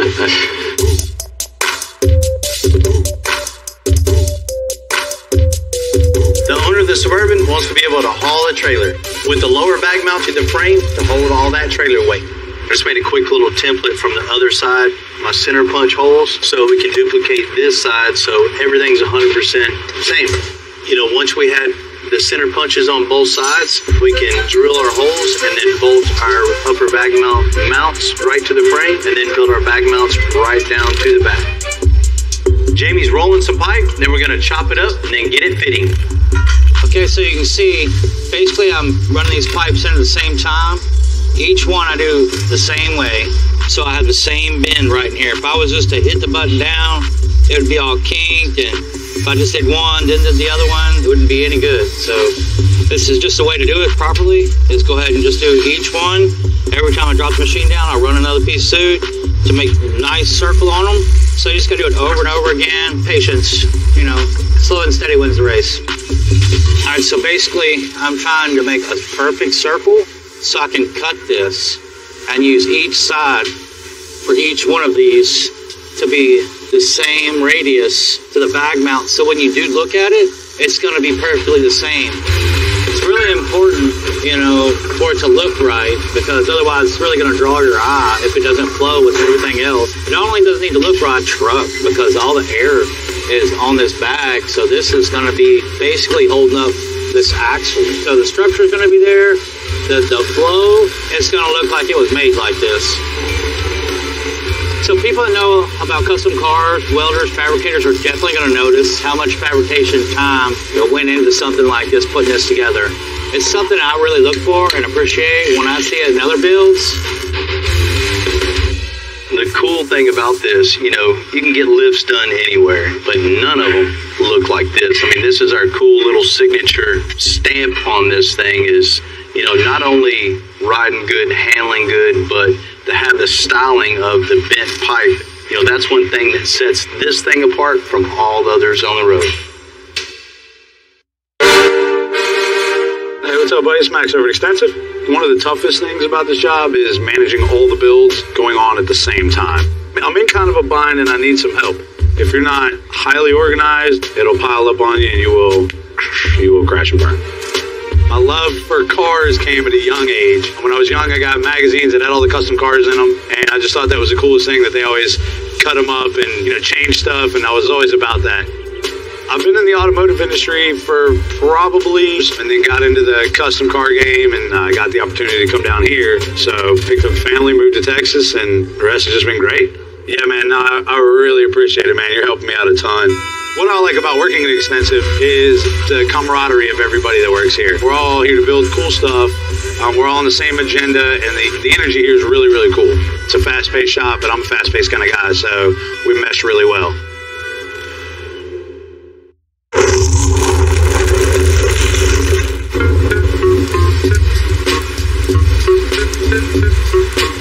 Now that the custom lift's back from powder coat and installed on the 71 Suburban, John can take all the handmade pieces and start wrapping. You know, looking at this door panel, everything's working out really good. They got it nice and deep inside the pocket. I got one more little trouble spot to work out. We'll be home free. All right. Looks like luck might be on our side today. Next thing we gotta do, finish wrapping that around. Then we'll go over everything, hit it with some heat, get it warmed up. This thing's gonna look beautiful. Put a little bit of vinyl down in the bottom of that hole, and put it on. You know, with over 10 feet of cabin space, John and his team have a lot of wrapping and installing to do. It's just like Christmas. Headliner, seats, new audio. Well, at least for now. I know when Ronald sees this truck, he's going to be blown away. I mean, it's just such a huge transformation. What's happening, Ron? What's going on, Bill? Long trip, huh? It was a long trip, man, all the way in from Maryland. Man, it's good to have you down. It's good to, I guess, to finally meet you in person. I'm glad to be here, man. Excited to see this truck. Flew out here to Extensive today, and I've really been anxious to see this truck, and all my friends know I'm driving everybody crazy. So I'm really excited to get in this thing and just drive it as much as possible. Ron, I know, you bought the truck on the internet, right? Yeah, I did. It wasn't really quite what you wanted, right? Not at all. Not at all. So that's why we're here. That's right, man. It needs some loving. You wanted something that rode really nice and looked cool when you're pulling your travel trailer. I wanted it better than it was. It's more than a little better. Yeah, I'm sure. Way more than a little better. I'm sure it is. I can't stand it right now, man. I'm ready. Let's check it out. Let's bring her out.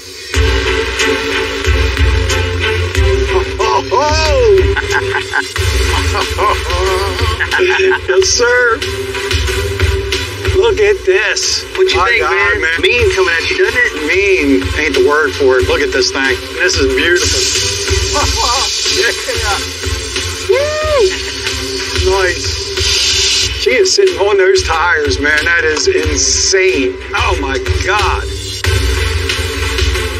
Looks a little different, doesn't she? She looks a whole lot different. Man, I am slammed. This is everything that I imagined. I mean, this is just phenomenal, man. You haven't seen another 3-door looking like this?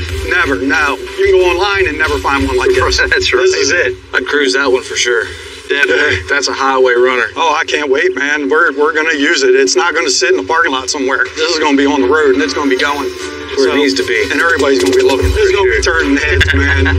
You know, the first thing you see of the wheels and tires and that big suspension underneath of it. Got to work building you a cool custom 4 links front and rear.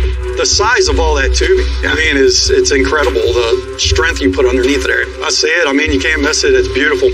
I love the wheels. Perfect choice, man. Yeah, man, that thing looks good. Really, really good. I mean, it's something we're definitely proud of. Oh, yeah, the stance, the size. You know, when you see it coming at you, it says, get out the way. You know, That's right. Yeah, man, the stance on it is killer. It's mean. That's what you wanted, right? Yeah, man. It's everything I wanted. I love it. Pretty okay. That's pretty okay. John, let's let him check out the inside. All right, let's check this out. Oh, look at this, man.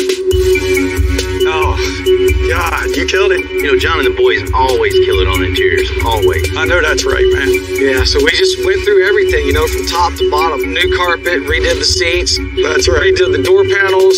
Got all that brown in there. We pulled the pleats into the doors to match the seats.